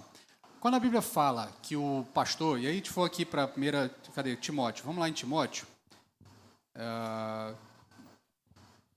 Só para você perceber que eu não trabalho com 2 pesos e 2 medidas nesse sentido. Mas vamos lá. O apóstolo Paulo vai dizer o seguinte. Verso 1, capítulo 3, verso 1. Esta palavra é digna de crédito. Se alguém almeja ser bispo, deseja algo excelente. Aí começa, é necessário que o bispo seja irrepreensível, marido de uma só mulher. Existe um debate exegético se o marido de uma só mulher aqui é ser alguém que nunca se divorciou ou ser alguém que só tinha uma esposa. Essa de que só tinha uma esposa é muito fraca porque, culturalmente, a bigamia não era tolerada nos tempos bíblicos. Tá? Essa história de que homens tinham muitas mulheres, isso é veterotestamentário. No período neotestamentário, isso já foi repassado. Então, a interpretação mais forte é de que o indivíduo tem que ter sido esposo de uma só esposa. Então, pastores divorciados têm dificuldade. Eles sempre terão telhado de vidro. Tá? Sempre terão telhado de vidro. Então, aí é uma opinião minha, pessoal, e eu sei que eu estou, vamos dizer assim, eu estou fazendo afirmações e eu tenho plena convicção de que isso para mim não é nenhum problema, mas pastor que se divorcia devia largar o pastorado. Tá? Pastor que se divorcia deveria deixar o ministério de lado. Tá? Ele deveria simplesmente dizer, olha, não sou mais apto a exercer essa atividade, vou ajudar a igreja em outras áreas, mas essa atividade específica do ministro, eu não sou mais apto. Tá? Isso é uma interpretação minha. Eu sei que eu não sou corrente majoritária, eu sei que eu não sou majoritário nem entre os meus pares, tá? Denominacionais, eu sei que eu tenho diversos pares que já estão no 2º, 3º, 4º casamento, entendeu? E muitos defendem apenas a ideia de que no ato do casamento, naquele casamento, se ele tiver uma só esposa, está ok. Tá? Eu acho, e a minha interpretação é que Paulo tem que estar muito claro para mim de que, como ele vem com um padrão altíssimo, tá? Ele vem estabelecendo um padrão altíssimo, e o padrão altíssimo é esse, o indivíduo tem que ter sido uma mulher. Tá? Divorciou, casou de novo. Primeiro, eu sei que existem divórcios que são possíveis, eu sei que a Bíblia não proíbe todos os divórcios, eu sei que a Bíblia, inclusive, reconhece, mas uma vez que você divorciou por qualquer que seja a razão, tá? Mesmo ainda dentro das possibilidades bíblicas, o telhado de vidro já está trincado. Entendeu? Está trincado e, a partir daí, a sua autoridade, tá, para admoestar outros casais vai ser reduzida. Tá? Porque, certamente, na cabeça de alguém vai chegar, mas se o senhor não resolveu o seu problema, vai resolver o meu como? Entendeu? Então, eu tenho para mim isso. Aí ele vai dizer, marido de uma só mulher, equilibrado, que tenha domínio próprio, seja respeitável, hospitaleiro, apto a ensinar, não dado ao vinho, nem à violência, nem amável, inimigo de discórdias, não ganancioso. Qualquer ministro que não ocupe uma dessas funções aqui, que não cumpra uma dessas funções, deve abandonar o cargo, deve sair do cargo. Entendeu? Porque se ele não preenche todos esses requisitos, ele não está apto ao ministério. E aí não é uma questão de, mas ele precisa entender, tal, isso aqui. Não, o mesmo apóstolo que disse que o ministério pastoral não é para mulheres, foi o que disse que o ministro tem que ser assim. E se o ministro não for assim, então ele não tem que ser ministro. Então, nesse sentido, para entenderem que eu não estou trabalhando com 2 pesos e 2 medidas. Eu entendo que se o indivíduo não preenche os requisitos para exercer o ministério, ele tem que sair do ministério. Entendeu? E a gente vive num universo de que o ministro virou título perene. Por exemplo, eu sei que se isso correr por aí vão achar ruim, mas não existe pastor sem igreja. Tá? Pastor não é título honoris, não é título que você acadêmico, do tipo eu sou doutor e carrego meu doutorado comigo. Pastor é exercício de atividade dentro da comunidade. Se o indivíduo não está exercendo pastorado dentro da comunidade, ele não é pastor. Pastor que não pastoreia igreja. Isso não existe, gente. tá? O cara é teólogo, é mestre, é o quê? Mas se ele não exerce a atividade pastoral, ele não é pastor. Tá? Então, assim, o cara agora virou político, é pastor fulano de tal. Não é pastor. Tá? Pastor é aquele que está lá no chão de fábrica, cuidando das pessoas, auxiliando os irmãos, tá? Recebendo a carga dos irmãos, administrando isso, ensinando, admoestando. Esse é pastor. Por isso, até complementando o que a irmã tinha dito, mulheres que desejam estudar teologia, estudem. Façam curso de teologia, tem ótimos cursos, a gente tem planejamento de fazer algumas coisas aqui na igreja nesse sentido. Na maioria das vezes que a gente oferece algumas coisas, as mulheres respondem rapidamente. Estudem, estejam ávidas, conheçam, desenvolvam, aumentem o conhecimento bíblico de vocês, teológico, interpretativo, toda a capacidade que Deus deu a vocês. Utilizem isso para o conhecimento do texto bíblico, não há nenhuma dificuldade com isso. Porque seminário não forma pastor. Quem forma pastor é a igreja. Tá? Por isso o pastor sai de dentro da igreja, o pastor não sai do seminário, o pastor sai de dentro da igreja. O pastor é forjado no chão de fábrica, o pastor é forjado por outro pastor, tá? Que pega ao lado daquele indivíduo e fala assim, você tem aspirações ao ministério? Então, cara, vamos fazer uma visita comigo, vamos fazer um aconselhamento de casal comigo, vamos ensinar uma classe comigo, vamos responder perguntas, vamos te ajudar as pessoas a entenderem melhor o texto, prega uma vez, prega duas, prega três. É assim que você forma um pastor. Não é dando conhecimento técnico, teológico para ele, tá? Isso é uma parte a mais. É óbvio que eu acho que todo pastor tem que estudar bastante, tem que estudar mais, tem que entender o texto bíblico, não pode estar limitado pelas suas limitações cognitivas, ele tem que tentar vencê-las, a entender mais, dominar a interpretação do texto, ler, compreender, ouvir, aprender a replicar, eu acho tudo isso, mas do ponto de vista da questão de quem está exercendo a atividade que não deveria estar exercendo, tem que sair. Se não preenche os requisitos, tem que sair. Isso vale para homem, vale para mulher. Tá? Respondi a pergunta. Raíssa, sua pergunta.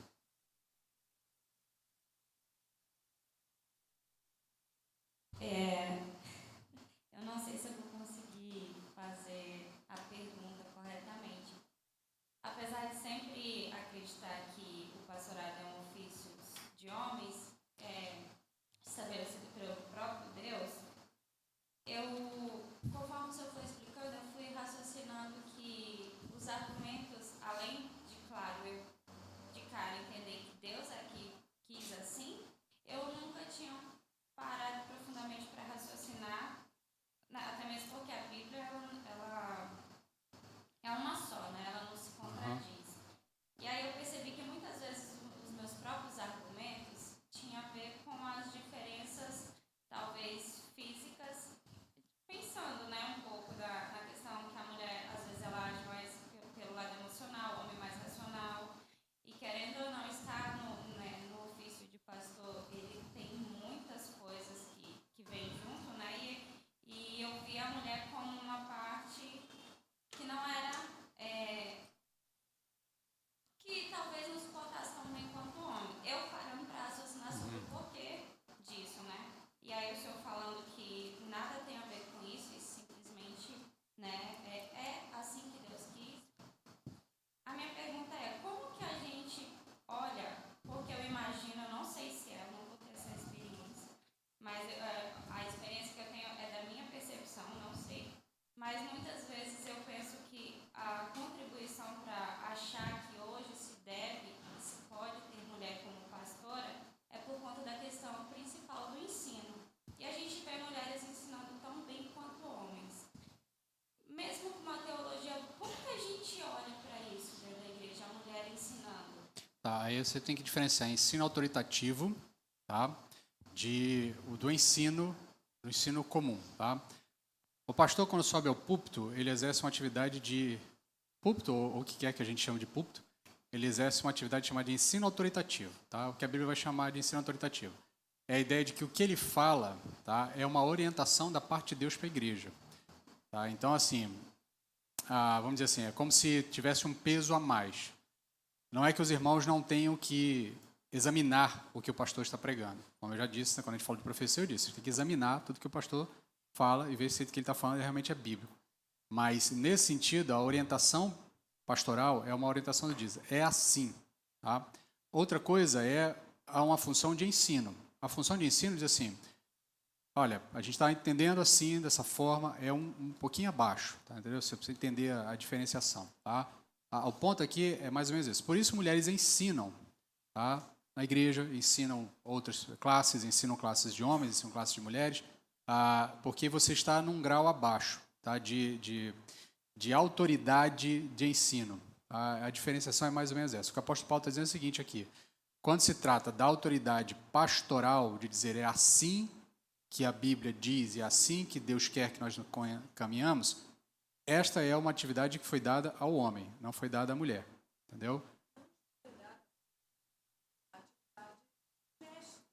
Sim, o mestre, o de ensino, até mesmo a pregação, tá? Embora alguns círculos mais extremados digam que a mulher não poderia nem pregar, tá?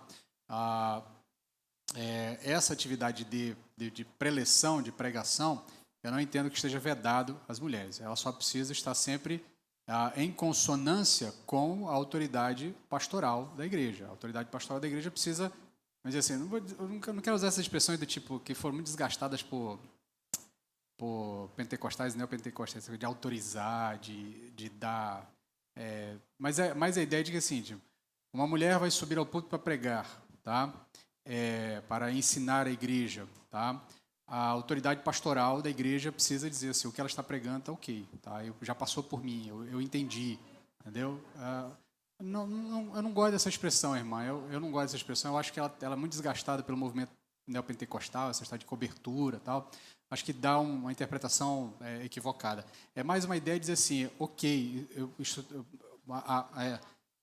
eu como autoridade pastoral dessa igreja, reconheço esse ensino, entendeu? Confirma esse ensino, ele pode ser ensinado na igreja, entendeu? Nesse sentido. Agora, por exemplo, embora eu almeje um dia ter um presbitério nesta igreja para nós termos uma pluralidade de presbíteros na igreja, com quem eu compartilharei o pastoreio da igreja, tá? Eu hoje não tenho a quem prestar contas teológicas, entendeu? Do que eu prego, no sentido de que eu não preciso perguntar para um outro pastor desta igreja, você concorda com o que eu vou dizer aqui? Há alguma coisa a ser corrigida disso aqui? Então, assim, em tese, a palavra final que eu dou é a minha, eu tenho que me resolver com Deus, entendeu? Se eu falar besteira, Deus tem que me corrigir. Então, nesse sentido, a diferença é essa, ensino autoritativo, que o apóstolo Paulo está falando aqui, é essa função do pastor, quando ele diz, é assim que nós vamos caminhar, é assim que devemos fazer, é assim e tal. Outra coisa é quando a mulher está ensinando, ela está compartilhando ensino. Até porque, por exemplo, a diferença entre uma pregação e um ensino é que um ensino, ele vai finalizar com uma conclusão de raciocínio, ele não necessariamente vai dizer para você, faça isso. Entendeu? Uma pregação precisa terminar dizendo assim, olha, meu irmão, diante disso você precisa fazer alguma coisa. Você precisa fazer isso. Se tua vida estava assim, você precisa andar assado. Se você estava pensando de um jeito, você precisa pensar de outro. Entendeu? Então, a diferença da pregação é essa. E quer queira, quer não, se o pastor não fizer isso com alguma autoridade, vira uma preleção, vira uma palestra, entendeu? Vira um TED aí que a gente assiste no YouTube, entendeu? E eu já vi preletores que... Por isso a gente faz a distinção, por exemplo, tem pregadores que tecnicamente são muito fracos, no sentido de como ele se apresenta, como ele fala, como ele entrega a palavra, mas no conteúdo que ele está entregando, como ele está trabalhando ali em conjunto com o Espírito Santo, esse conteúdo tem poder suficiente para mover pessoas a mudar de comportamento. Agora, por exemplo, se a gente pensar aqui na questão da técnica, você vai encontrar preletores que falam muito melhor. Eu já vi, por exemplo, uma vez eu vi um jornalista dando uma palestra nesse TED aí, e eu fiquei impressionado porque o cara deu uma palestra de 1h30, ele não tinha uma anotação na mão, ele tinha todos os pontos na cabeça, ele citava os pontos e voltava aos pontos. Tá? Eu sei que é uma palestra só, ele pode ter feito essa palestra várias vezes, mas aquilo para mim foi impressionante, porque eu olhava para mim na condição de alguém que estava começando a pregar, quer dizer, eu não consigo subir o púlpito sem um rascunho na mão, senão eu me perco, entendeu? Para eu conseguir subir uma vez ao púlpito sem um rascunho, apenas com o texto bíblico, era a 6ª vez que eu estava pregando o mesmo sermão, entendeu? Foi o primeiro sermão que eu fiz, então era o meu sermão coringa. Toda vez que alguém me convidava para pregar, eu usava o mesmo sermão. Então chegou um ponto que eu já sabia o sermão de cor. Entendeu? Então, assim, aí, de uma maneira geral, eu conseguia caminhar rápido por ele. Mas, de uma maneira, como todo domingo, eu preparo um texto novo, toda semana eu preparo um texto novo, eu tenho que estar com a minha anotação, eu vou me perder se eu não prestar atenção no raciocínio. Então, assim, tecnicamente falando, você tem pessoas que são mais habilitadas, tá? Outras que são menos habilitadas, mas o ponto que difere da pregação é essa autoridade final de afirmar, olha, a igreja do Senhor deve se fazer assim. Quem mais tinha que perguntar? Acho que era o Gabriel, né? Ah, o Claudinei. Tá. Bom dia. Eu vou ser rápido numa pergunta. Eu vou citar um texto bíblico e muitas pessoas defendem o pastoreio feminino e eles utilizam alguns versículos soltos, né? Eu vou ler esse versículo que se encontra em Romanos 16 e o verso 7. Cumprimentai Andrônico e Júnias, meus parentes e companheiros de prisão, os quais se destacam entre os apóstolos e estavam em Cristo antes de mim. Eles utilizam isso e eles trazem como Júnias, sendo uma mulher.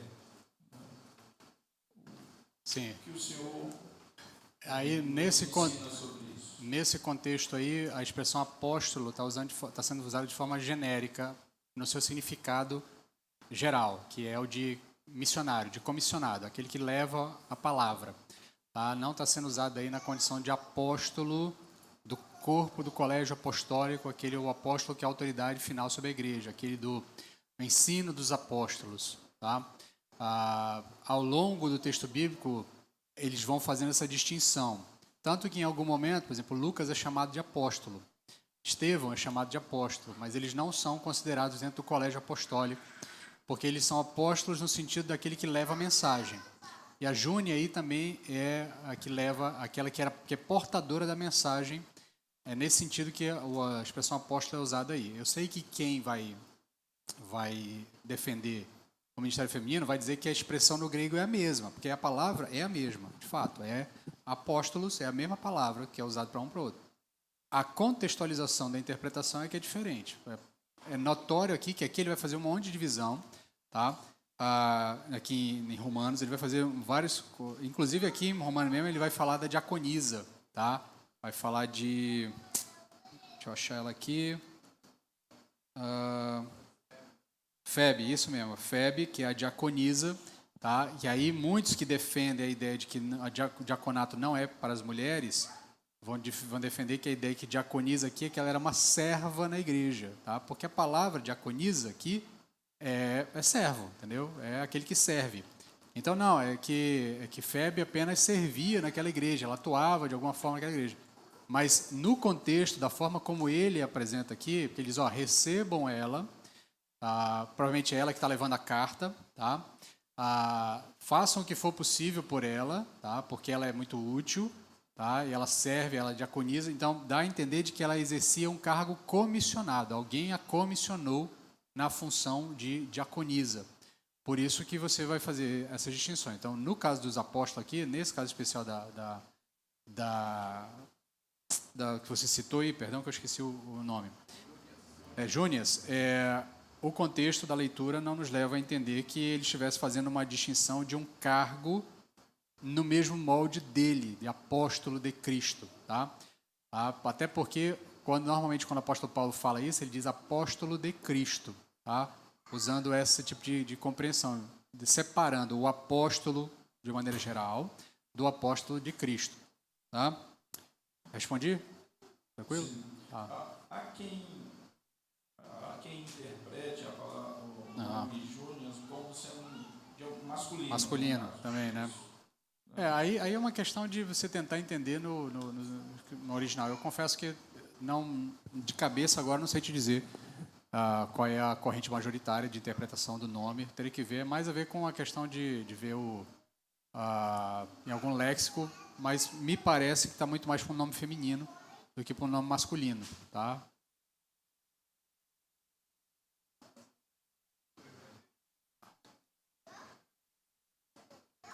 Só um minutinho, liga e aguarda só um segundinho. Aí, foi. Foi. Na verdade, foi depois que o irmão falou sobre que tinham mulheres sacerdotisas, missionárias, etc. Aham. Eu só ia acrescentar que eu acho que não tem sacerdotisa, não. Só isso. Só que eu esperei um momento de falar. Tá. É só isso. No contexto veterotestamentário, de fato, não há sacerdotisa. Mas se você pensar no contexto helênico romano, religião é uma coisa de mulher, tá?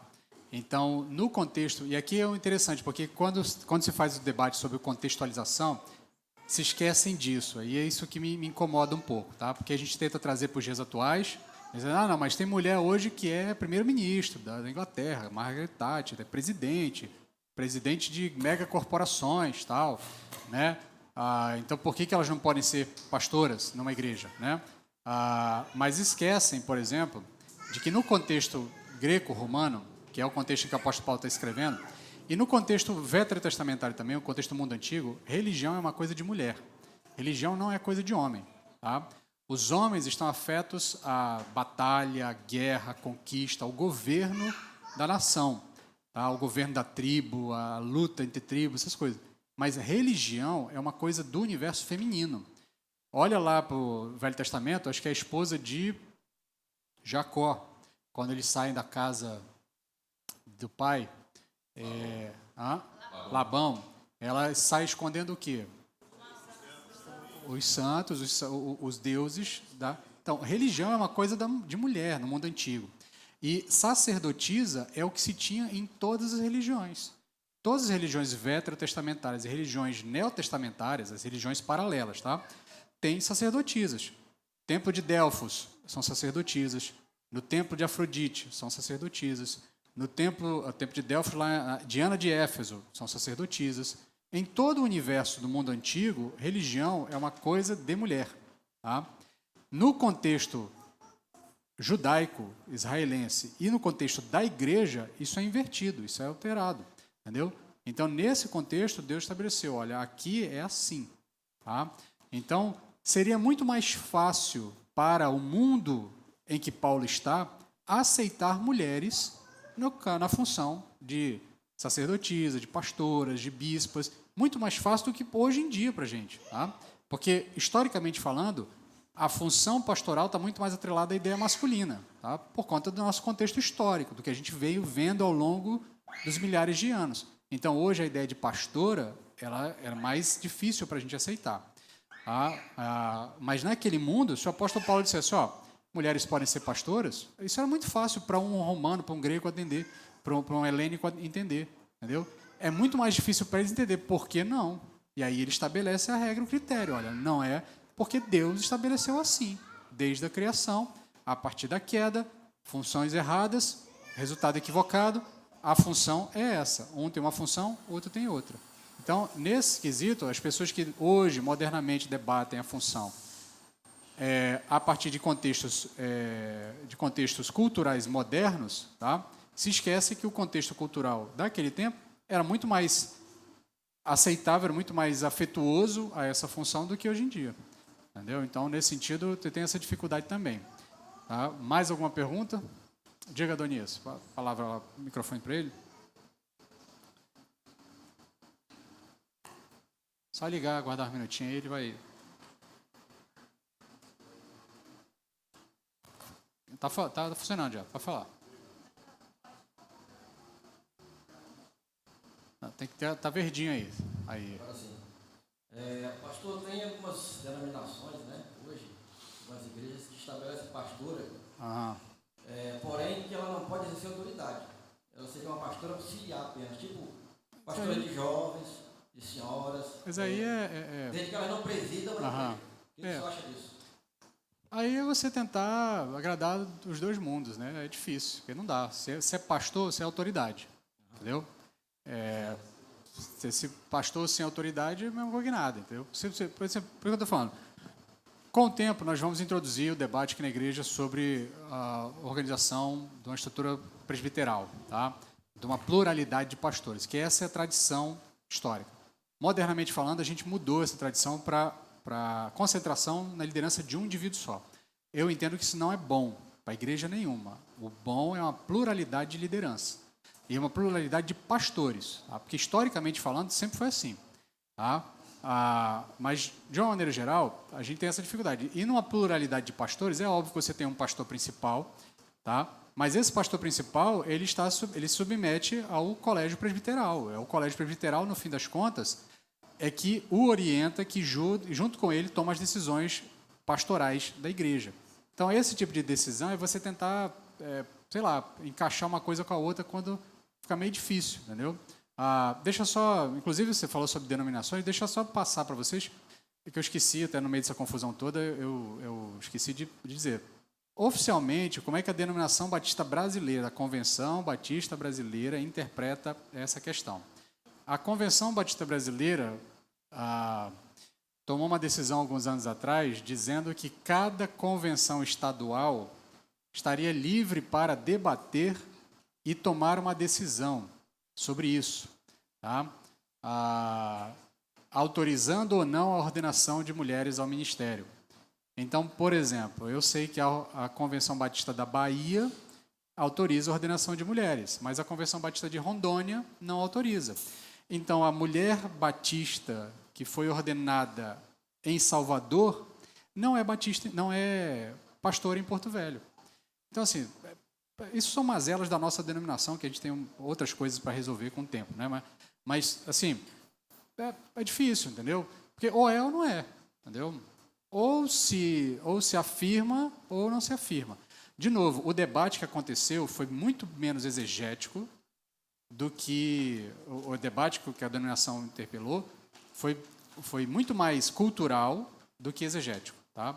Foi muito mais baseado no tipo, se eles podem, nós podemos, que em tese não há nada que impeça, do que propriamente exegese, interpretação do texto bíblico e submissão ao texto bíblico. E aí esse é um problema crônico que eu não sei lá, eu acho que a gente nunca vai resolver, porque normalmente a nossa denominação dificilmente assume essas broncas para resolver. Ela vai empurrando com a barriga e vai cuidando de outras coisas pragmáticas e vai se esquecendo das coisas. Mas, por exemplo, isso é um problema sério, porque a denominação baiana a Convenção Batista Baiana interpreta a Bíblia de um jeito e a Convenção Batista Brasileira, a Convenção Batista Rondoniense interpreta de outro. Entendeu? E as duas estão sob a mesma declaração doutrinária. Isso é um problema, assim, gravíssimo, entendeu? Isso é um problema de cunho teológico, sim. O que impede, então, agora da Convenção Batista de Salvador ter uma outra interpretação sobre outro texto diferente da Convenção de cá? Entendeu? Nada, entendeu? Nada impede. Então, nesse sentido, você tem um problema crônico que precisa ser resolvido. Eu acho que não vão resolver, porque a Convenção Batista Brasileira é bastante política nessas coisas, ela vai meio que, né, tentando juntar todo mundo, né, e aí vai tentando botar todo mundo junto, não quer perder ninguém, e aí, nesse sentido, a gente vai alargando algumas fronteiras que eu entendo que não deveriam ser alargadas, tá? Alguém mais quer fazer alguma pergunta, alguma dúvida? Gente, eu sei que esse é um assunto árido, ele é ruim. De novo, tá? O ministério feminino dentro da igreja é importantíssimo, é muito maior do que só a questão da pregação e do ensino, tá? Nós não podemos, eu afirmo dizer, eu arrisco dizer que talvez 80% das igrejas que eu conheço não resistiriam ou não permaneceriam se não fossem as mulheres, tá? Se não fossem as mulheres envolvidas. Eu arrisco a dizer que esta igreja, tá, permaneceu por conta da atuação de mulheres nessa igreja, tá, do quanto elas carregaram esta igreja nos seus momentos mais difíceis, tá?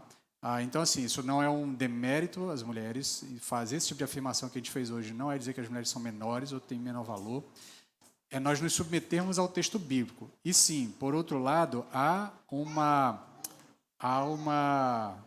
negligência masculina muito grande, tá? Homens não querem assumir tarefas que foram dadas a eles.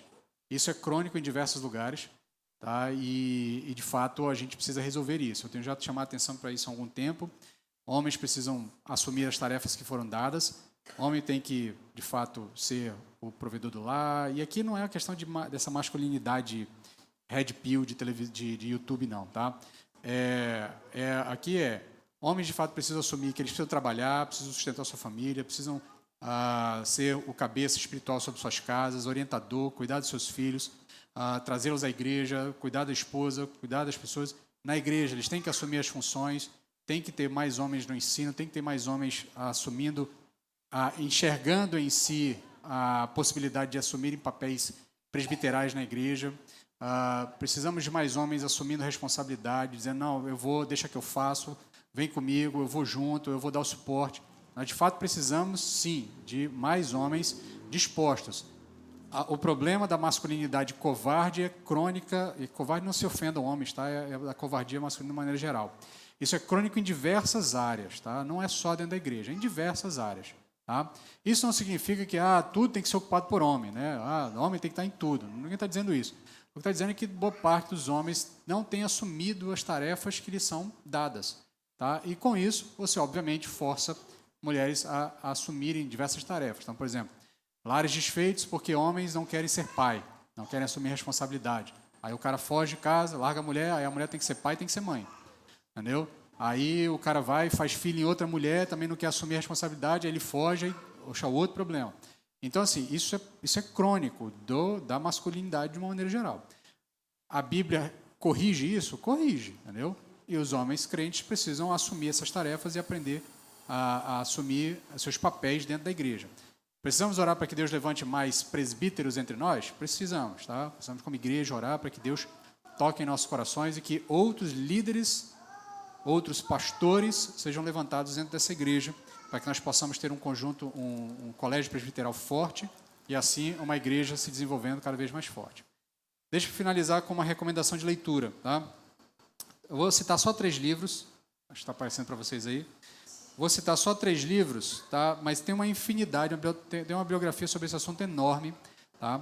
Mas eu vou citar 3 que foram os que eu usei, tá? Mais como base. Esse primeiro, Igrejas que Calam Mulheres, Iago Martins, editora Mundo Cristão. Esse é um jovem pastor lá de Fortaleza, ele tem um canal no YouTube, 2D de Teologia, talvez você já tenha ouvido falar dele, mas ele escreveu esse livro. É um livro bem simples de ler, tá? Eu recomendo que homens e mulheres leiam, mas que mulheres leiam, tá? Porque é um livro que fala muito sobre essa cultura opressora dentro das igrejas, a partir da perspectiva de igrejas conservadoras e reformadas, tá? Então, ele não está nem falando do universo pentecostal ou neopentecostal, ele está falando dentro desse universo do contexto das igrejas que a gente chama de tradicionais, tá? Que, de fato, há uma cultura de silenciamento das mulheres, que a mulher não pode fazer isso, não pode fazer aquilo, um monte de coisa. Então, ele faz um livro bastante... Ele trata... São 9 capítulos, um dos capítulos é sobre o ministério, boa parte do material que eu preparei foi baseado no capítulo dele. Ele trata de outras coisas, ele trata sobre a questão de violência doméstica, trata sobre o exercício de tarefa de diaconia, ministério de mulheres, uma série de coisas que foram trabalhadas. Vale a pena a leitura. É um livrinho curtinho, 200 e poucas páginas, dá para você ler num curto espaço de tempo. O outro é menor ainda, tá? Por que ministros devem ser homens? Douglas Wilson, da editora Monergismo. Eu acho que você encontra o PDF dele de graça na internet, tá? Mas você pode comprar na editora Monergismo. É um livreto, tá? Ele não chega nem a ser um livro, é um livreto, ele é curtinho, sei lá, o PDF tem 28 páginas. Então dá para você ler numa sentada. E esse é um livro de introdução muito bom. Esse livro vai trabalhar mais a questão da crise da masculinidade, da crise da covardia masculina. Ele gasta um pouco mais de tempo falando sobre isso, mas ele vai tratar das questões exegéticas, sobre o texto, sobre por que o ministério é algo para os homens. E, por último, aqui vou citar um da Kathleen Nilsson, da editora Fiel, O que Deus diz sobre as mulheres. Tem um capítulo... esse é um livro já antigo, tá, da Fiel, foi publicado já... tem uns 10 anos que esse livro foi publicado no Brasil. Mas ele tem um capítulo só sobre a questão do ministério feminino, do ministério pastoral. Vale a pena ler também. É um livro um pouquinho mais extenso, tá, mas bastante interessante, tanto para homens e mulheres como para ler. Tá? A editora Fiel tem uma infinidade de livros sobre mulheres, comportamento feminino, o que a Bíblia diz sobre as mulheres. Eu acho que tem um que foi lançado recentemente, Eu Sou o que Deus Diz que Eu Sou. Tem outro, Feminidade Radical, tem uma infinidade. Entra lá no Ministério Fiel, Editora Fiel, procura lá a aba Mulheres, você vai ter lá, pelo menos uns 20 livros sobre o tema, publicado mais por autoras estrangeiras do que por autoras nacionais, mas já tem coisa publicada por autoras brasileiras, entendeu? Tem, acho que, a publicação da Francine Walsh, que é uma brasileira, casada com um americano, mas ela escreve para um público brasileiro. Então, você tem muita coisa para ler, a igreja precisa se informar melhor. A gente vive numa cultura realmente de redução e diminuição das mulheres. Esse papo, muitas vezes, que a gente abraça de uma masculinidade muito proeminente, que a gente abraçou junto com o movimento conservador político, tá? Ela deturpou um pouco da nossa percepção. Você vê, na verdade, muito mais uma cultura de brutalização do homem do que propriamente de compreensão de masculinidade bíblica, tá? A coisa do que o homem é o bruto, o homem faz isso, o homem é aquilo, é o homem que manda, a mulher obedece. Essas coisas não são bíblicas, não funcionam assim, tá? A função bíblica de cabeça, de mulher parte do corpo, não é assim que a gente enxerga biblicamente falando, tá? Isso reverbera para o universo do ministério. E o último comentário que eu esqueci de fazer antes é o seguinte: ministério pastoral não é doença transmissível por contato, tá? Então, a minha esposa não é pastora, tá? Minha esposa é minha esposa, tá? A esposa de um pastor não é pastora, tá? Ela é esposa do pastor, ela tem identidade própria, ela tem as suas vocações, ela tem as suas tarefas, ela tem os seus chamados da parte de Deus. E eu não estou aqui defendendo a Anne, não. Isso é uma percepção minha sobre tudo. Porque a gente incorporou um linguajar pentecostal, neopentecostal, de chamar a mulher de pastor de pastora. Entendeu? Mulher de pastor é mulher de pastor. Ela tem a sua identidade pessoal, ela tem tarefa, ela pode exercer atividade na igreja. Muitas delas exercem atividade de proeminência na igreja, porque foram capacitadas para isso, tá? Lideranças, em diaconias, em áreas de atuação dentro da igreja. Mas isso não significa que elas são pastoras, tá? Então, fato, não é a aliança que arrasta a vocação pastoral, não, tá? O que é vocação pastoral é vocação da parte de Deus, e aqui a gente acabou defendendo que isso é dado aos homens, tá? Só para a gente interpretar melhor essas coisas e tratar melhor sobre isso. Tá ok? Alguma dúvida ficou?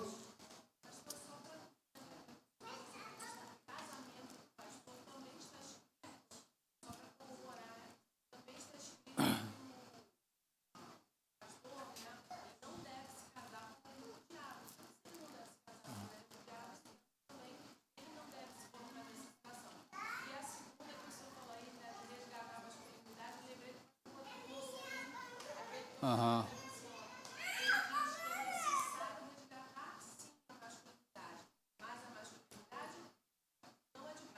Sim, exato. Tá? Meus irmãos, tentei fazer o possível para transformar o tema, que é bastante difícil, um pouco mais digerível. Tá? Não sei se atendi a todas as expectativas. Espero não ter ofendido ninguém. Tá? Fiz com muito carinho, muita preocupação, de não ter ninguém. Espero que a igreja entenda a orientação. Este é um posicionamento meu como pastor. Nossa igreja nunca precisou tomar uma decisão específica sobre isso, tá? Até porque, denominacionalmente, nós viemos num caminho e até hoje nós estamos submetidos a uma percepção da denominação estadual, né, sobre o tema, mas deixo claro para os irmãos que minha interpretação bíblica é essa, e entendo que esta é a melhor percepção sobre o tema. Tá? Óbvio, estou sempre aberto a nós conversarmos, a debatermos, desde que seja um debate exegético, um debate bíblico, tá? Não um debate cultural, comportamental. Certo? Semana que vem, então, a gente volta, finalizar a questão dos dons. Tá? Vamos falar sobre como você pode descobrir a sua tarefa, o seu dom dentro da igreja, como você pode exercê-lo. Tá? Então, convido esse mesmo público aqui, um público maior também a estar conosco, para que a gente possa usar essa oportunidade também para resolver lacunas da nossa igreja de necessidade de atividade, de tarefas, de funções, a gente possa aproveitar esse tempo. Dito isso, meus irmãos, quero convidar você a baixar sua cabeça. Nós vamos orar agora para encerrar esse momento. Pedir que Deus nos dê graça para vivermos de acordo com a orientação da sua palavra. Vamos orar então. Senhor, ajuda-nos, Pai, porque nem sempre o texto bíblico é confortável para nós. Às vezes ele nos traz posições bastante duras, aparentemente duras, porque nossas mentes, nosso entendimento está bastante influenciado por percepções externas à Bíblia. Mas hoje nós queremos nos submeter ao Senhor, a fim de que o Senhor nos dê graça, nos dê misericórdia, para podermos seguir a Tua orientação, seguirmos a Tua vontade e fazermos tudo de acordo com o Teu nome, de acordo com a Tua orientação, e sermos uma igreja biblicamente estabelecida, sempre com a humildade de nos submetermos ao senhorio do texto bíblico sobre nós, a fim de que o Senhor seja moldado em nossa imagem, em nossas vidas, e que nós sejamos cada vez mais parecidos com Cristo e assim glorifiquemos o Teu nome. Corrige-nos naquilo que nós estamos errado, dá-nos a orientação, se percebermos corretamente algum texto, para que entendamos corretamente e assim orientemos a igreja também a sempre compreender o texto da melhor maneira possível, de acordo com a Tua vontade. Leva-nos em paz aos nossos lares, traz logo mais à noite, é o que te pedimos em nome de Jesus. Amém. Amém, meus irmãos. Vamos em paz.